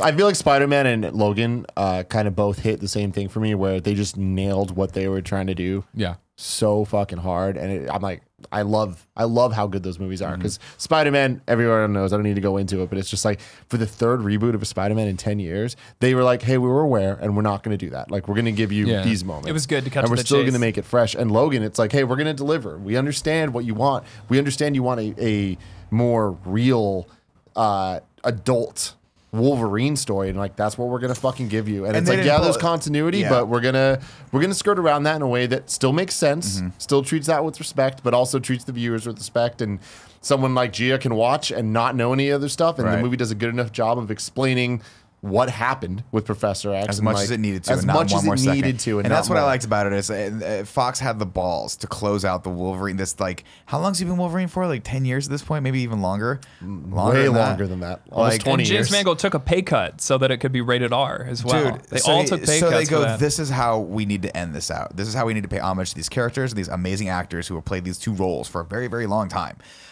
Who we've grown to know and love as these characters, and we're not going to do it wrong. We're going to do it right. It's going to be rated R, and we're not going to fucking pull punches. And the first scene is going to be him fucking stabbing someone through the lower mouth into their fucking like skull cavity, and we're going to go there. And then at the end, it's going to be, guess what? Really fucking sad. That's it. Life. Boom. That's Wolverine's life. And that's perfect for Wolverine. Yeah. That is his fucking life right there. There are no happy endings for that character. If you're going to do that, you're not doing it justice. That's just the way it goes. Although some would say he got redemption. But I will say. Did you guys like Mother? Before you get to Mother, because I know we're going to end that out, what about Get Out? Is that on your guys' list? Oh my Get God. Out was awesome. Oh my God. Get Out. It's the top on my list here. Get Out's like number second, 2. Maybe yeah, second I or think third it was movie. Blade Runner and then Get Out. Okay. Like, that's definitely up there. There's a lot of movies that I just absolutely loved, but I wouldn't really put on the list. Like Coco, for example. Loved Coco. It's on my shout out list. But it's like a shout out to that. There's a lot of movies that came out this year that like I wouldn't have remembered, or last year. Like Logan, it's like that feels longer. It feels like a long time ago. Whatever. Yeah. But like Fate of the Furious was last year. Oh fuck. Not on my list. No. Not even near my list. Like that was finally. But and Power Rangers was this year as well. Oh, Wow. Right. Yeah, which is crazy. That movie obviously not on my list, but I want to give it a shout out for not being as bad as it could have been. True. But yeah, there's just a ton of stuff. But yeah, Get Out was so early. But man, yeah, the fact that Get Out and Blade Runner are both up there, it's like, holy crap. Like, Get Out was amazing, and only Blade Runner could have beat it. Fair point. Now, Dan, you brought up Mother. I put that in the same. What do you, have any of you guys seen Mother? No. We have not seen this. You are the keeper. I'm the keeper on a lot of things here. I'm kind of funny, but you have to be the keeper on whether or not Mother is good. What is your read on Mother? Mother's a good movie. I don't get what people. Everyone just booed you. That was listening to this podcast. They went boo, fuck Well, you. it's like weird, right? But That's like, the what thing. are the bad parts? Like, people are like, Mother sucked. I'm like, really? Was the acting bad? Was the cinematography bad? Was it was one of the only movies where I was like, holy fuck, this is good sound design. Like, it was just in you the whole time while you're watching it. It's not a linear story, and you have to dig around to try to discover what some of the themes are, but it's different and it's interesting, and why not go see something that's weird and cool with amazing performers and a skilled director? And like, if people like Black Swan, I don't really see why they would hate Mother, and I don't think that's the case. So Black Swan had a makeout scene between Mila Kunis and okay, never mind. I loved Black Swan. Scratch that from the record. I totally understand why someone would. No, but I put that in a similar category as Dunkirk, right? Which I think is probably going to be on top on a lot of this year? I still haven't seen that. That was this year, and that to me, I was like, I liked watching that movie. I liked experiencing that movie, but I could understand if you didn't like the movie. I could understand if people were like, I have some harsh criticisms of this because it opens itself up for that, but it tries something different, and that's why I appreciate that. Yeah. So I'm open to seeing Mother. But I think it got stigmatized for me, and I'm like, oh, I don't know. I know it's going to be an experience. I'm going to have to fucking put emotion into it. You'll talk about it, and that's the thing, Okay. and you'll remember it. And I think there's something to be said for that. Just like you in the Florida Project, right? Yeah. It stayed with you, so I think you'll definitely like sit down and want to talk to someone about it afterwards, and that's a good thing when it comes to movies. And it's something different, so I don't know, give it a shot. And it's got that Javier Bardem, and I love him. It's got that Bardem. You know, he still terrifies me from No Country for Old Men. Oh, I still man, look at him, and he's understandably still so good. fucking That bowl terrifies cut, me. got That it. horrible bowl cut and that weird cattle fucking killing thing that he Yeah. like, Oh yeah. where he shoots air into the guy's when he's fucking just brain. behind Woody Harrelson going up the stairs, let's go to your room. That was And then they're in so there, and it's terrifying. creepy. Oh, Yeah. call it, friendo. I'm just gonna do shout outs to like the two movies that Disaster Artist I thought was Oh, yeah. amazing. Oh my Disaster God, Artist was yeah. fun. The Yeah. Meyerowitz stories, Disaster very Artist good. is a weird one Wait, for wait. me because if you pair The Room and Disaster Artist, because I saw The Room for the first time this year. I actually saw them literally back to back, like in the same day. And I can't imagine Disaster Artist without The Room. Like I fucked up, It I is know. such a 1-2 punch that those as a combo, I might give number 3. Interesting. Yeah, I fucked up. I still haven't seen The Room's Room. fucking horrible, but it's Yeah. like when you see it and then you see Disaster Artist, the love why is that he fucking Disaster her Artist navel? put in, it's just like they fucking nail it on so many levels that I'm just like, wow, shout out to you guys. Remember at 'cause- the end of Disaster Artist, they do the screen by screen, so it's actual footage from the room, followed Yeah. by actual footage, or just side by side, and Yeah. you just see how some of them are like to the millisecond spot on. It's so beautiful, but freaky. also it's Yeah. like I loved it watching Disaster Artist and seeing the scenes that they chose to reenact, not even scene for scene, but just like to be part of the plot of Disaster Artist. I thought they did such a good job paying tribute to the ridiculousness that was The Room, but also telling such a great story. And it's funny watching The Room and seeing Tommy Wiseau, whatever, and then feeling so different about him watching Disaster Artist. Like it's so night and day where he is the hero, the good guy that's just fucked over in The Room, and then you watch Disaster Artist, and you're like, you're a total asshole. the and villain. You suck. You don't were even the know villain, it. and you don't know. Love it. It came out this year too. I was looking through my ticket stubs. Yeah. trying to figure out. It's I enjoyed We're it. here for movies. It's real man. good. It's not great. It's real good. It was very funny as well. A lot of people weren't expecting that. Yeah. It's so funny because I haven't seen this movie yet. I don't gravitate toward horror. And like Get Out, I was like, that was perfect. It's enough for me. It came out. I think I was traveling and everyone went and saw it without me. Otherwise, Tim would have forced me to see it. But every time people talk about it, and they talk about a scene in it, it sounds like a completely different movie.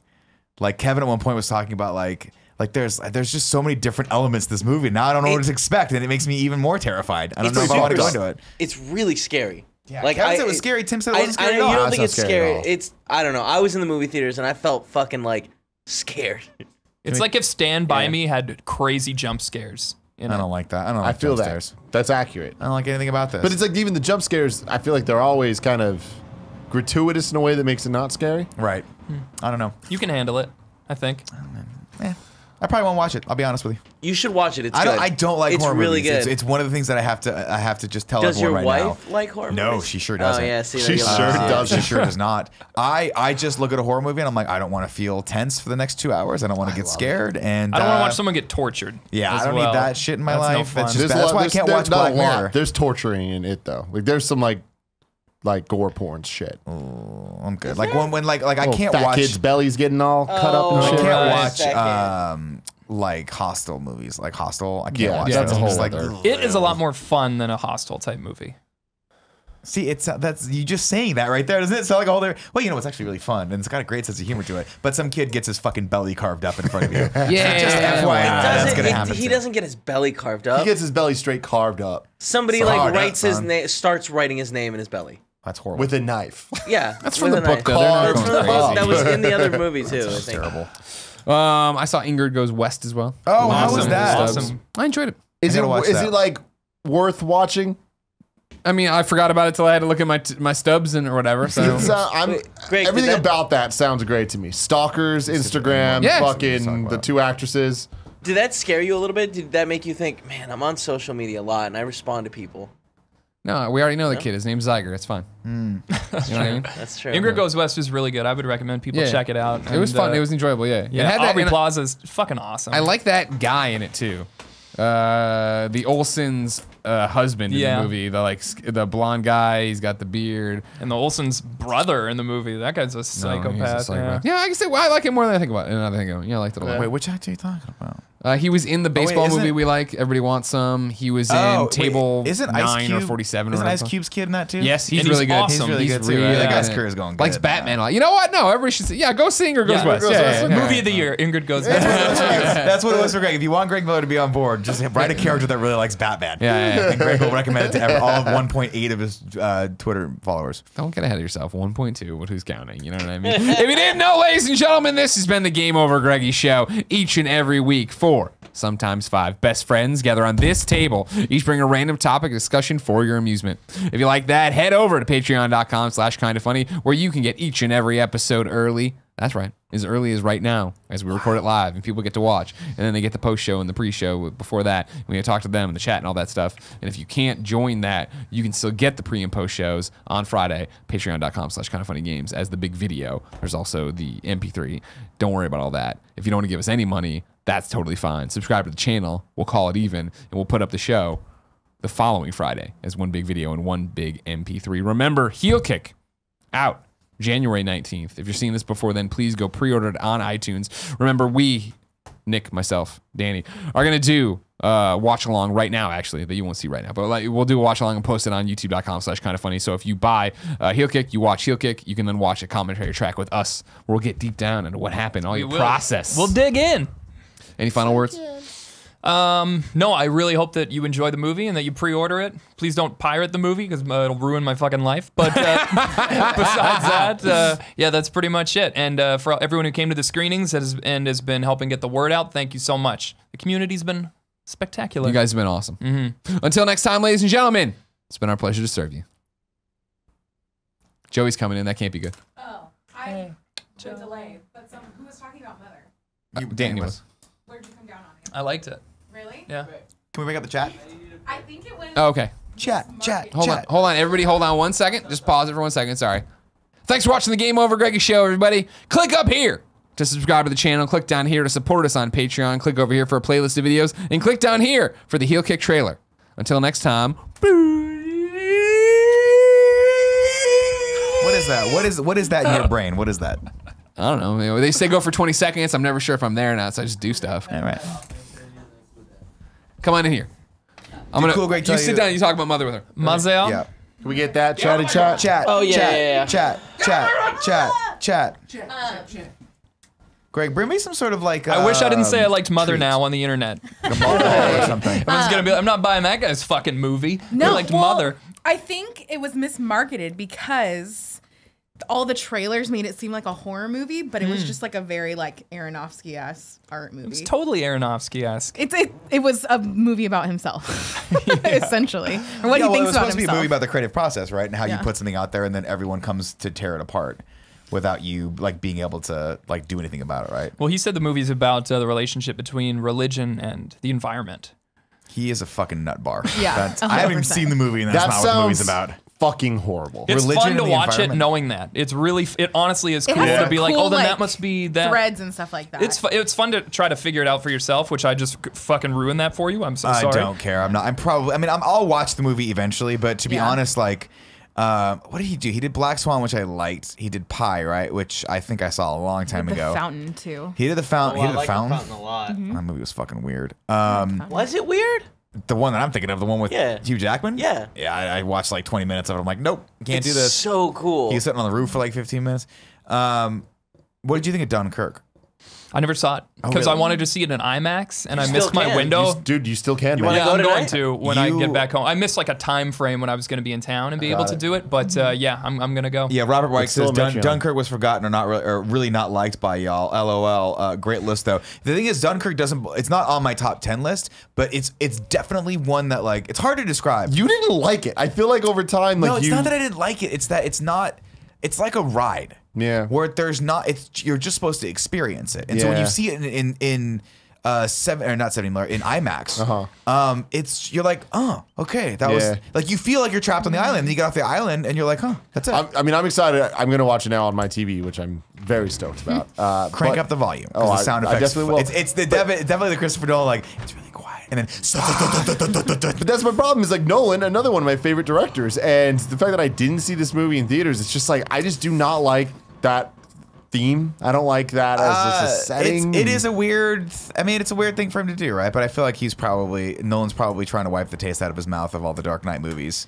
Because I'm sure he I wants want to more just do something Inception. different. You know? Okay, he'll get back to it That eventually. was fun. Yeah. He'll get back to it. I forgot he did Prestige. Interstellar after that. Fucking Interstellar love stuff. me some Prestige. Prestige is good. What's the other one that came out at the same time that's not the Prestige? Illusionist. Yeah, There we that's go. right, with Edward Norton. Yeah, the only reason Your I know that is favorite? because I looked at when I watched we had to watch The Incredible Hulk, Right. and I went back and I like to check through people's filmography, and I was like, oh right, The Illusionist. I forgot he did that. It was actually not a bad movie. Not bad. It's just Prestige is so much. The problem yeah. is they were of the same time period, but they're vastly different movies, and they have to do with illusion and magic. But other than that, they're way different movies. Like The Illusionist is much more of an action movie. This was Prestige was way more cerebral. Like Yeah, almost it's like felt when an indie Schindler's movie. List came out, and then not too much later, White Chicks came out, and everyone was like, Like- "Well, which one's the better?" That's definitely one example. You could have gone Tombstone White Herb, but I appreciate your example. I really do. I do that. Let's see what else people are saying. Someone in the chat was asking about Killing of a Sacred Deer, That which movie I looks- wanted to see. So have you seen The Lobster, which is that filmmaker's Yes. film before? The Lobster is really haunting, and that sounds fucking like such a enjoy that douchey movie. like film thing to say, but it really will just creep with you. And so just be ready to watch Sacred Deer because It's one of those movies that I watch and like I see the preview for, Yeah. and you just know it's gonna be 2 hours of dark shit, and you're I'm gonna have kinda that into. eerie, fucked up feeling like the entire sleep time. will suck that Yeah, night. I just can't do it. I can't do it. There's a lot of movies that I look at, it being one of them, where I'm like, I'm good. I'm good. I think you'll have a No, lot more thanks. fun with it than you suspect. Okay. You didn't come with us? No, I was traveling. I think I was gone. I'm having a malt ball. Don't judge me. Lord of the Rings Where do we keep getting or these from? Clerks. Well, Hey, what do you think, Danny? Answer carefully. Yeah. What do you think, Danny? Yeah, you got to answer No that one right pressure. now, bro. You're on the spot. And let me tell you right now. Let me tell you right now. This camp is split between all of us on this side loving Clerks and then Andy loving Lord of the Rings. So you're in good company. if Let's you just choose say Clerks. right why do you now. have to pick between Schindler's List and White Chicks? Why can't you just love everything? I mean, I have to respect Clerks because I'm like trying to do what Kevin Smith did, but at the same time, Oh boy. Here's the thing about Lord of the Rings. Lord of the Rings is a good No, stop. movie. Stop. Shut your Here we mouth. go. Shut your mouth because here's the thing about Lord of the Rings. Lord of the Should I Rings go is get like, some whiskey for No, this? Is no. this gonna- You okay. sit right there and you listen to what I have to say, Yes, sir. Lord of the Rings is like Moby Dick, where everyone's like, great movie, masterpiece book, great book, Captain Ahab, the big fucking whale. It's an analogy for life, right? Don't get too caught up in things or else it'll consume you and it'll kill you. You're whatever. Great. When's the last time you read Moby Dick? Answer, probably fucking never. Okay? Yeah, No, that's you right. have I not. never did. Lord of the Rings is the same with me where I Clifton's look at those and I'm Brown. like, I recognize that they're a masterpiece. But if you gave me the option, if you said, Nick, you got to watch the first Lord of the Rings movie right now or Clerks, motherfuck, give me a Diet Coke, I'm watching Clerks. It's funny, That's I just used the to way it think goes. Lord of the Rings 3 was the best of the three, and then over time I'm like, 1 is clearly the best of the three, but I've always thought 2 is the weakest. The no fucking matter what. Hobbit. Yeah. Number I've one. never Is watched. 2 I've your never favorite? finished all of them. It's funny because they all suck. So is 2 your favorite? Yeah.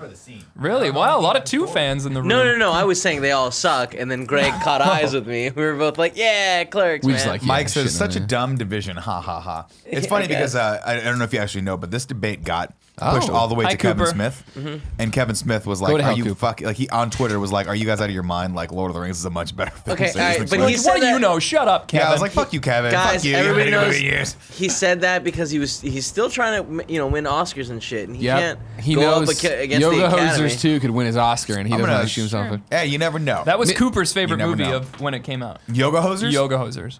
It's one of his favorites. Did you watch it? Was that the first No, movie I you saw saw? Cooper and I it. agree on a fucking- lot of are things, you- and that Cooper is not one overhyped of it them. for me, so I was like, it won't live up. Possibly. It's a it's a little disappointing because I liked where he was going with that, where it's basically just Clerks but in Canada, and he didn't go far enough with it. That's too I bad. want you to know that Mr. Yasman 300 says, Nick, go watch Devilman Crybaby anime on Netflix. It's a hard R, probably NC-17, filled with grotesque sex and violence. Hell yeah, I'm in. Okay. I've seen a lot of people talking about it, but it's not really my jam. Sitting on the dock. Daily Arvel TV says Moby Dick is 100 pages of story at the beginning, and at the end, 500 pages of details of how a whale looks from the inside and how to distinguish whales from another. I don't know what the rest of that is because From one another is what Did you one another read got. American Sniper ever? There's so much detail in like how the guns operate and the thing about it is ammunition, this- and I was like, I don't know enough about firearms to I really love- be. Appreciate Yeah. this. I love Clint Eastwood, but his movies are very borderline propaganda for me. Like he's got that new one coming out about the Marines that saved the Ford train or whatever, the people on the train. And the from actual Marines are playing the Marines, aren't yeah, they? it's so I'm like I look at his stuff and I was like, Or am I way off on that I don't one? know. I think you're right because I think they are. They don't look like they're not actors that I know. Right. So it's possible. I'm pretty sure. But I'm like, sometimes I haven't seen Gran Torino, but I've been kind of put off by Clint Oh. Eastwood films for a while. What you? I liked oh, Gran Gran Torino. Torino's really good. I haven't watched it. It's very good. He's really into losing, like, because he used in Gran Torino, he used a lot of like not actors for the parts of the like it was Filipino people, right? The Filipino neighbors. I think they were Korean. Were they Korean? I was like, I could be totally I wrong. thought they don't spoke remember. Tagalog, but yeah, I could be. I didn't see it, so I don't know. It was whoever he had like he had faced in a war at some point. I probably believe. Korea then. Yeah, I don't think we've Korea. ever fought the Philippines, so No. that makes Not sense. Not on the yet. books. My ex-girlfriend was Filipino, but we never fought. You Is this never the fought. same one Never who, once. oh, the Velveeta girl? Yeah, my that's so bad. My mom, God bless my mom. My mom's not good with names. To this day, she calls Seinfeld Steinfeld. But I dated a Remember Mama Filipino. Scarpino on Twitter. I dated a Filipino girl once, and her name was very like hard for my mom to pronounce, and it sounded like Velveeta. So my mom just kept calling her Velveeta, like To her the face? cheese. No, Okay. no, but it was to the face. My mom's always like very overly cautious to not offend someone. Yeah. But you could tell that when it came, she would do the thing where she's like, "Hey, you." Like she would purposely just go out of her way not to say my ex-girlfriend. For a while, This is it my took, ex-girlfriend it took from high my school, by the way. dad to. He didn't give up the hill for a while and start calling Jen for a while. So he would try every phone call. How's Genevieve? Yeah, I'm like, Genevieve, she's fine, Dad. just call her Jen, Dad. Genevieve, it's fine. Just call her. I feel so bad for your wife too because she's never going to hear her name correctly in the United States. No. It's just not going to Jenner. happen. They'd be like everywhere I go, if someone call me Nike, I'd be like, oh, I want to fucking kill Yeah, you. I know, I wanna I know, beat right? you with this fucking mic. It's not that hard. You see her furious on Twitter today? What's that? You see her furious on Twitter today? Oh, no, She what went to the happened? DMV. No, And she's like, you all lied to me. I didn't have to wait at all. However, Which is weird. they gave her like a learner's permit and like, you have to take a test. And she's like, motherfucker, I've been driving for more than 13 how do they know? years. How do they know? She has the Canadian license, They which don't is know. still good. You can get anything in Canada for $1. You go to the fucking quickie. And I guess mart. on the spot, she took her written test. Yeah. Which I would have been like, if they're Oh, I like, gotta you study gotta- for that shit. If they're, I'm like, okay, give me the rules of the road. I'll go Yeah. check. And she just fucking did it and cranked it out.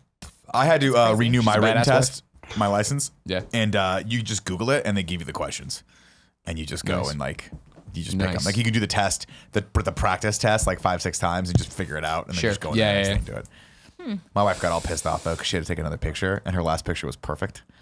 Oh no. So she's like, it's never going to be this good. It's never gonna be perfect I'm again. like, what do you want from me? What do you want from me? I see What do you Cooper want? in the chat trying to backpedal, saying that he's never seen Yoga Hosers. Where's Cooper? Coops Magoops. It's right above potatoes in that comment. Cooper, look, man, it's not like this is a permanent record that's going to stick with you for the rest of your life. Don't worry about it. This is just the post show. It's going to be permanently posted online. Did that permanently change how I view you? Absolutely. But you still like most good movies. Andrew Purcell says both Clerks and Clerks 2 hold up great. So does Mallrats. Jay and Silent Bob Strikes Back doesn't. I actually thought I watched Jay and Silent Bob Strikes Back last year. I thought it was pretty fucking funny still. It's a great movie. Not, I mean, it wasn't a great movie. It's not a great Great yeah, yeah. movie. I rewatched Chasing Amy not that long ago, and I was like, oh, I don't know that one really holds up that well. You're crazy. Bunch of crazy kids. Kevin, I got good news for you. Yep. Cooper says I'm right here, Nike. Fuck you. Fuck you, Cooper. Mike from the brewery hit me back with stuff about fixing our taps. What's wrong with our Are they tabs? broken? They're still putting out foam. Okay, so do we know what we have to dial it into? It's not that, but he gave a walkthrough of what to do to fix it. Hussein Does it says, seem easy? have you guys seen Call Me by Your Name? No, I have No, not not yet. seen that. That's another one that slipped That through movie the cracks. seems but I have to really watch. intense. It's going to be intense. But It's it actually looks like a good Army Hammer movie, Wait, and I'm not a huge fan It of hasn't Army slipped Hammer. through the cracks yet, Nick. It's still in theaters now. What's it been Yeah, great alright. in? What's Army Hammer Also been great really- in? He was A really man good named at Lone Uncle? fucking A man Ranger. from Uncle? I'll Was say he the it. main character in that movie? No. What was he the main character in the next one? Talking about Army Hammer. Exactly. You don't fucking know because Army you Hammer. judge. You're seen thinking with the wrong Firefight part of your with body, Army Hammer? Joey. He's It's cool. I It's on really like. Netflix. Hey, I can like multiple things about him. No, you just like one thing Nick, about Trying him. to No, that's there's Jason like Momoa. a illegal tall. gun deal That's Jason going on Momoa. Everyone at loves this Jason Momoa. warehouse. and it I all didn't just like goes Jason to Momoa shit. until I saw No, the this movie. is not. You guys, one group Yeah. talking at once. We're having a better conversation, so Okay, we're going to I'm- have it on and win. I don't know. If We are objectifying men. I just cut them. Talk. We're talking about Army Hammer still. No, we are are we. too. Oh, Yeah. well, you should. We're talking about that movie Firefight. If you've ever seen it. No, I did see it. That's cool. Brie Larson, Army Hammer. Yeah. What's the guy's name from one's South that one? Africa who played? He was in the 18. Fucking bronze man. For the prawns. That guy. Yeah, I forget his name. He's great. Yeah, I can never. say his Charlotte name. Copley. There it is. Thank you.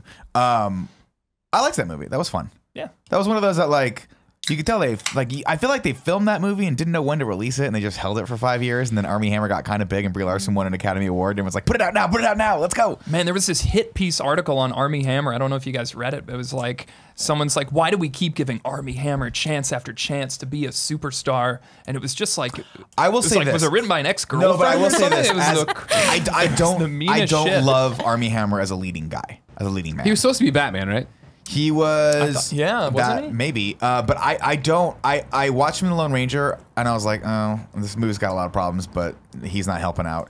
And then you see him in what's the other movie they cast him in? He was supposed to be the lead. Facebook? Oh, no, the one with Superman, Henry Cavill. It's not I Spy. Oh, Man from Uncle. Man from Uncle was Yeah. a remake of that, and You neither like of those that? guys. I just don't like either of those guys as leading characters. Oh, I man, just don't. I think they're just kind of that like movie, though. kind of placeholder. Armie They're Hammer, blank who's the canvases. other Henry Cavill. Yeah. He's good in Superman. He's but the lead in as- Superman. as Superman. I believe he's the titular character. But like, yeah, I look at Armie Hammer. He's one of those guys that I'm just like, stop fucking trying to push this guy as a leading guy. well, It you just would love doesn't this work. article. Well, I probably wrote it. I bet it would make you feel looking- bad for him. Like it gets to that degree where you're like, what did he ever do to Yeah, but after you? a certain point, you look at people's movies. I'm a big Taylor Kitsch fan, so don't get me wrong. I love like I Taylor love Taylor Kitsch. Kitsch. Who but- is he? Exactly. Friday Night Lights. He was in Friday Tim Night Riggins. Lights. He was in X-Men. He was, He was Gambit. Havoc. lead character Gambit. in Gambit. Gambit. Yeah, he was lead character in Battleship. If you remember that, and that was the And one he that was in put that John was the Carter. final nail in his. I loved him in John Carter. That's my thing. Is I'm like, what? Stop giving Armie Hammer those roles. Give it to Taylor Kitsch. But every time Taylor Kitsch is in a movie, it tanks. Yeah. You have to start wondering whose fault is this. But he's so good in He's Friday good. Night Lights. He's good in Oh, fucking he's- John Carter. wasn't John he- Carter is a good movie. Wasn't he also in season 2 of Is John True Carter Detective? a good movie? Have you seen it? No. Go I watch watched it on TV and I was like, well, I remember this thing bombed. And I watched it.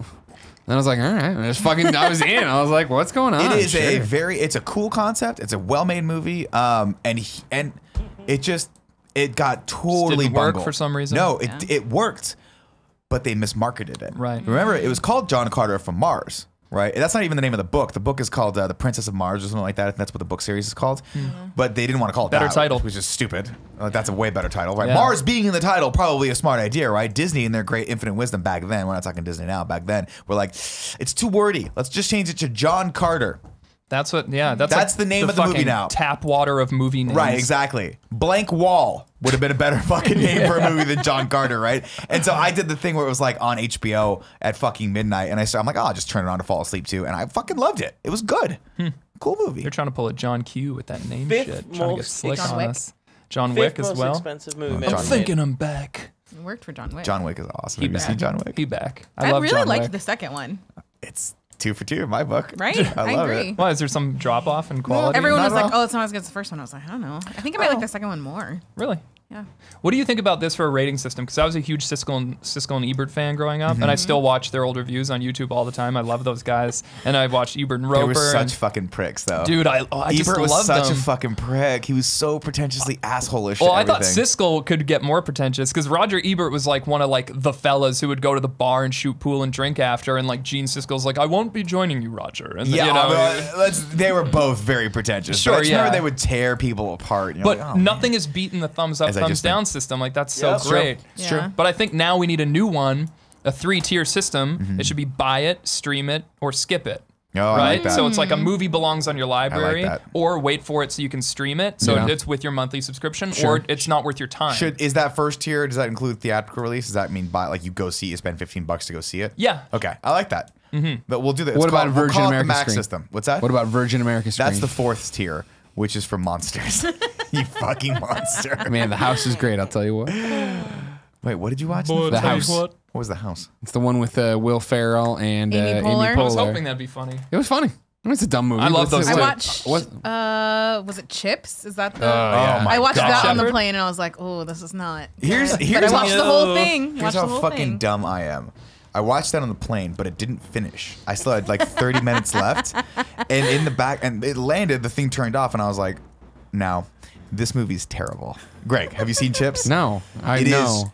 It is. I was thinking this is going to be Dirty Grandpa, right? This is a Yeah. diamond in the rough. I'm going to be able to reintroduce this group, maybe make up some ground for Big Daddy, which I still stand by. Sure. 30 minutes left in the movie. Plane flight ends, it turns off. And now I have the problem of like, I have to Right. go home and I have to spend $5 to watch the last 30 minutes of this movie. And you did it. And I did, and I You might as well monster. have taken 5 $1 bills and crammed them up my ass. And I lit them on fire. I 'cause have it was two fucking jumping off terrible. points from there. Number one, if you remember, I forget if it's table 19, table Yeah, table 13, 19. table 19 with how Anna was that? Kendrick. I liked it a lot. It's another throwaway movie, but it was It enjoyable. was one that was totally The trailer is not the movie. Yeah, and the movie Super itself weird. was super fun Yeah. and like weird, but it does the same thing where we were landing and it was like two, like literally either had to be like another scene left, like or another 3 minutes. And so we landed. I tweeted at Anna Kendrick hoping she'd respond. I was like, hey, help brother out. I watched the whole movie, I liked it a lot, but what happened? She never did, but the audience told me and I thought that was good. That's nice. And then the second one was, do you want to know one of the most like buckets of water moments we've ever had at Kind of Funny that's totally underplayed and doesn't get talked about of like, oh right, I forget that that's the life we live. Similar to how I just don't like Mark Wahlberg.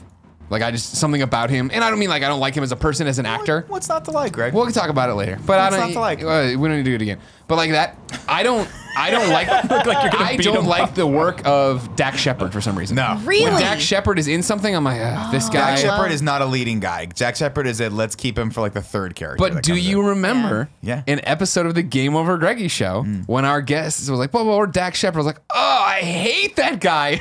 And Michael Rosenbaum turned to me and goes, he's one of my best friends. And I was like, Now- sorry, I don't mean I hate him. I mean, I've Right. never seen him in anything I enjoy. Here's the thing: if you want a Dak Shepard I was movie, like, "Ugh, I'm sorry, Mike. if you want a good Dak Shepard's movie, watch Idiocracy. Oh, yeah, That's actually that's a perfect use of his talents. I think he's a talented guy, and I like his energy. But he's not. There are very few people that can really carry the movie, and he tried to do that with Chips. I think it and just stems didn't from work when he out. was on Punked. And I was like, you're yeah. not Ashton Kutcher. I want Ashton Kutcher doing Did you the ever see punking. Without a Paddle? I saw with that. Seth Green? Seth Yeah. Green's in No, it. I that li- trailer looked like garbage. Granted, that was a movie in a very specific time period and type of movie, but I didn't think it was that terrible. Yeah, it's Dak like when Shepard's Road best. Trip was Yeah, like, exactly. yeah, those kind of movies. Euro Trip. But Yeah, boy. Yeah. Dak all Shepard's those. best role is the TV show Parenthood, because he Oh, plays yeah. kind of the like idiot, like Yeah. screwed up brother, but he like pulls it together and he's really good. Interesting. Ladies and gentlemen, we should probably stop the post show because we have to do Sorry, a it's a watch good along one. for some shit movie called Heel Kick. My favorite game from last year, someone asked, was Mario. So Mario's bye, everybody. Bye. Outside. Bye. Thanks for watching. Appreciate it.